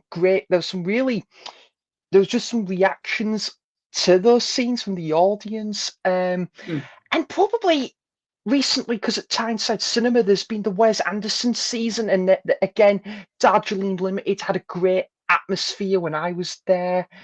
Yeah, I probably would just go with those for now. And I'm probably actually, you know what? Probably back in the day, Avatar had a great atmosphere with the 3D and just wide scope of it all. Yeah, probably something like that. No, fair enough, mate. That's some great examples. Yeah. Yeah. I've not seen Beau is Afraid, but especially it's like any movie you go see, like a horror or like there's an out there moment, you usually do get some reactions in the cinema. Right. Yeah. I can see that. Yeah. Actually, Mike, I don't know if you've seen this film. I'll grab it. I remember when I went to watch that at the cinema. I've seen Have you seen that? Yeah. And I remember when I just walked out the cinema and everyone was just gasped at that. Everyone was just shocked. Sorry, at that final act and thinking, what have we just watched? So there's that as well, actually. Well, I was one of them, Sam. I walked out thinking, what have I just seen? Yeah, I just gasped, like, what, like Scott's reaction, like, what have I just watched? It's a crazy movie. Yeah, I really enjoyed it though, Mike. Where did you stand on that movie? I thought it was good. Like, I really enjoyed the first and second act the most because it was just like suspense. Yeah. And the third act, I thought was good, but just a bit too out there for me personally. Same here, bud. I mean, I thought the third act was kind of a bit forced. It was a bit shoved down our throats sort of thing, but it still didn't take away of how I felt about the movie itself. The movie itself I still really liked. I thought it was a very cool concept. So yeah, I'm yet to rewatch, actually. I haven't seen it since I saw it at Tyneside. Same here, mate. Yeah, it's been a while. Yeah. Jason, you haven't seen that Movieman, have you? No. No, fair enough. I just heard about it. Yeah, that's fair. I tell you, that blew my mind was Jurassic Park when I saw that in the theater. Yeah, I can imagine. It's getting its 30th anniversary right now. Oh, wow. And that blew everybody's mind. I mean, we couldn't believe it. We're like, dinosaurs exist. That's what it felt like. It felt like they really have dinosaurs in this movie. Like, it's so real, like, that it's just a game changer. I don't know. And that was one of the greatest movie experiences I think I probably ever had. That's so cool. You got to see that in the cinema, though. Oh, man. I was going to say, that's another one. Yeah. You can go back in time, go watch Jurassic Park in the movie theater. I think it just helps that they had the animatronics. So, like, even now, it looks so real. Still looks great. Still works 30 years later, which is crazy because you watch a movie 10 years ago and you go, wow, this looks terrible. Right. And it's all because of CG, and if they decide to go practical or not, or animatronics, they don't, it's going to look bad. Exactly. Yeah. It's funny. I remember when CGI was first coming like a big deal, especially with, I feel like Star Wars Episode 1 was when CGI really was taken over. Because I felt like everybody was CGI in that movie. Because you had Jar Jar Binks, you had Yoda, you had, all these different characters. And at the time, I remember being like, oh, wow, look at what we can do with CGI. Like, this is crazy. And it was kind of an incredible thing. But now, as I've gotten older and I look back, I go, when I see something, I go, I don't like all the CGI. It doesn't look real. I think as a kid I loved it. As an adult, I don't like CGI so much because it just takes me out of the movie. And do you know what, Jason? That's a really good point, and that is one of the reasons why I've been not completely falling out, because I'm still got interest in some to somewhat extent, but I think a lot of the Marvel MCU just relies on big, hefty CGI overloads now, and I think for me that's really what let Quantumania down for me as well. Ant-Man was overload on CGI. Yeah. I like thought too much. I thought Quantumania was like a Spy Kids movie in disguise. Yeah. Yeah. And it does. It's just like constantly well, not just MCU but DC movies as well, just getting like heavier CG and like less practical sets, which is letting it down really. But anyway, first I just want to thank Jason and Sam for being here since now. No, you're welcome. So firstly, Jason's YouTube channel down below in the description box. Jason, the Old Millennial. Check it out, mate. Yeah. Thank you. Awesome. You can either search his name or just click the link below, whichever you like, but please go subscribe to Jason. And then Sam has got an Instagram, he has got YouTube, just Instagram at the moment. That is down below in the description box. To find his Instagram page, go give him a follow on there. Thank you, mate. Welcome. Does reviews on there, shows us like physical media pickups and other content as well. So definitely go check him out. I also want to thank Jamie Lee, who was on just before as well in the front row. Again, links down below. Pete, PLAYTENDOGUY, he was also earlier. So go subscribe to Pete as well. And have I missed a new one? No, I don't think I have right now. That was on, I was thinking, have I missed someone? No, I haven't. But thank you to you guys watching at home live or after the fact. Until next time, we will see you later. See you Take later. care. See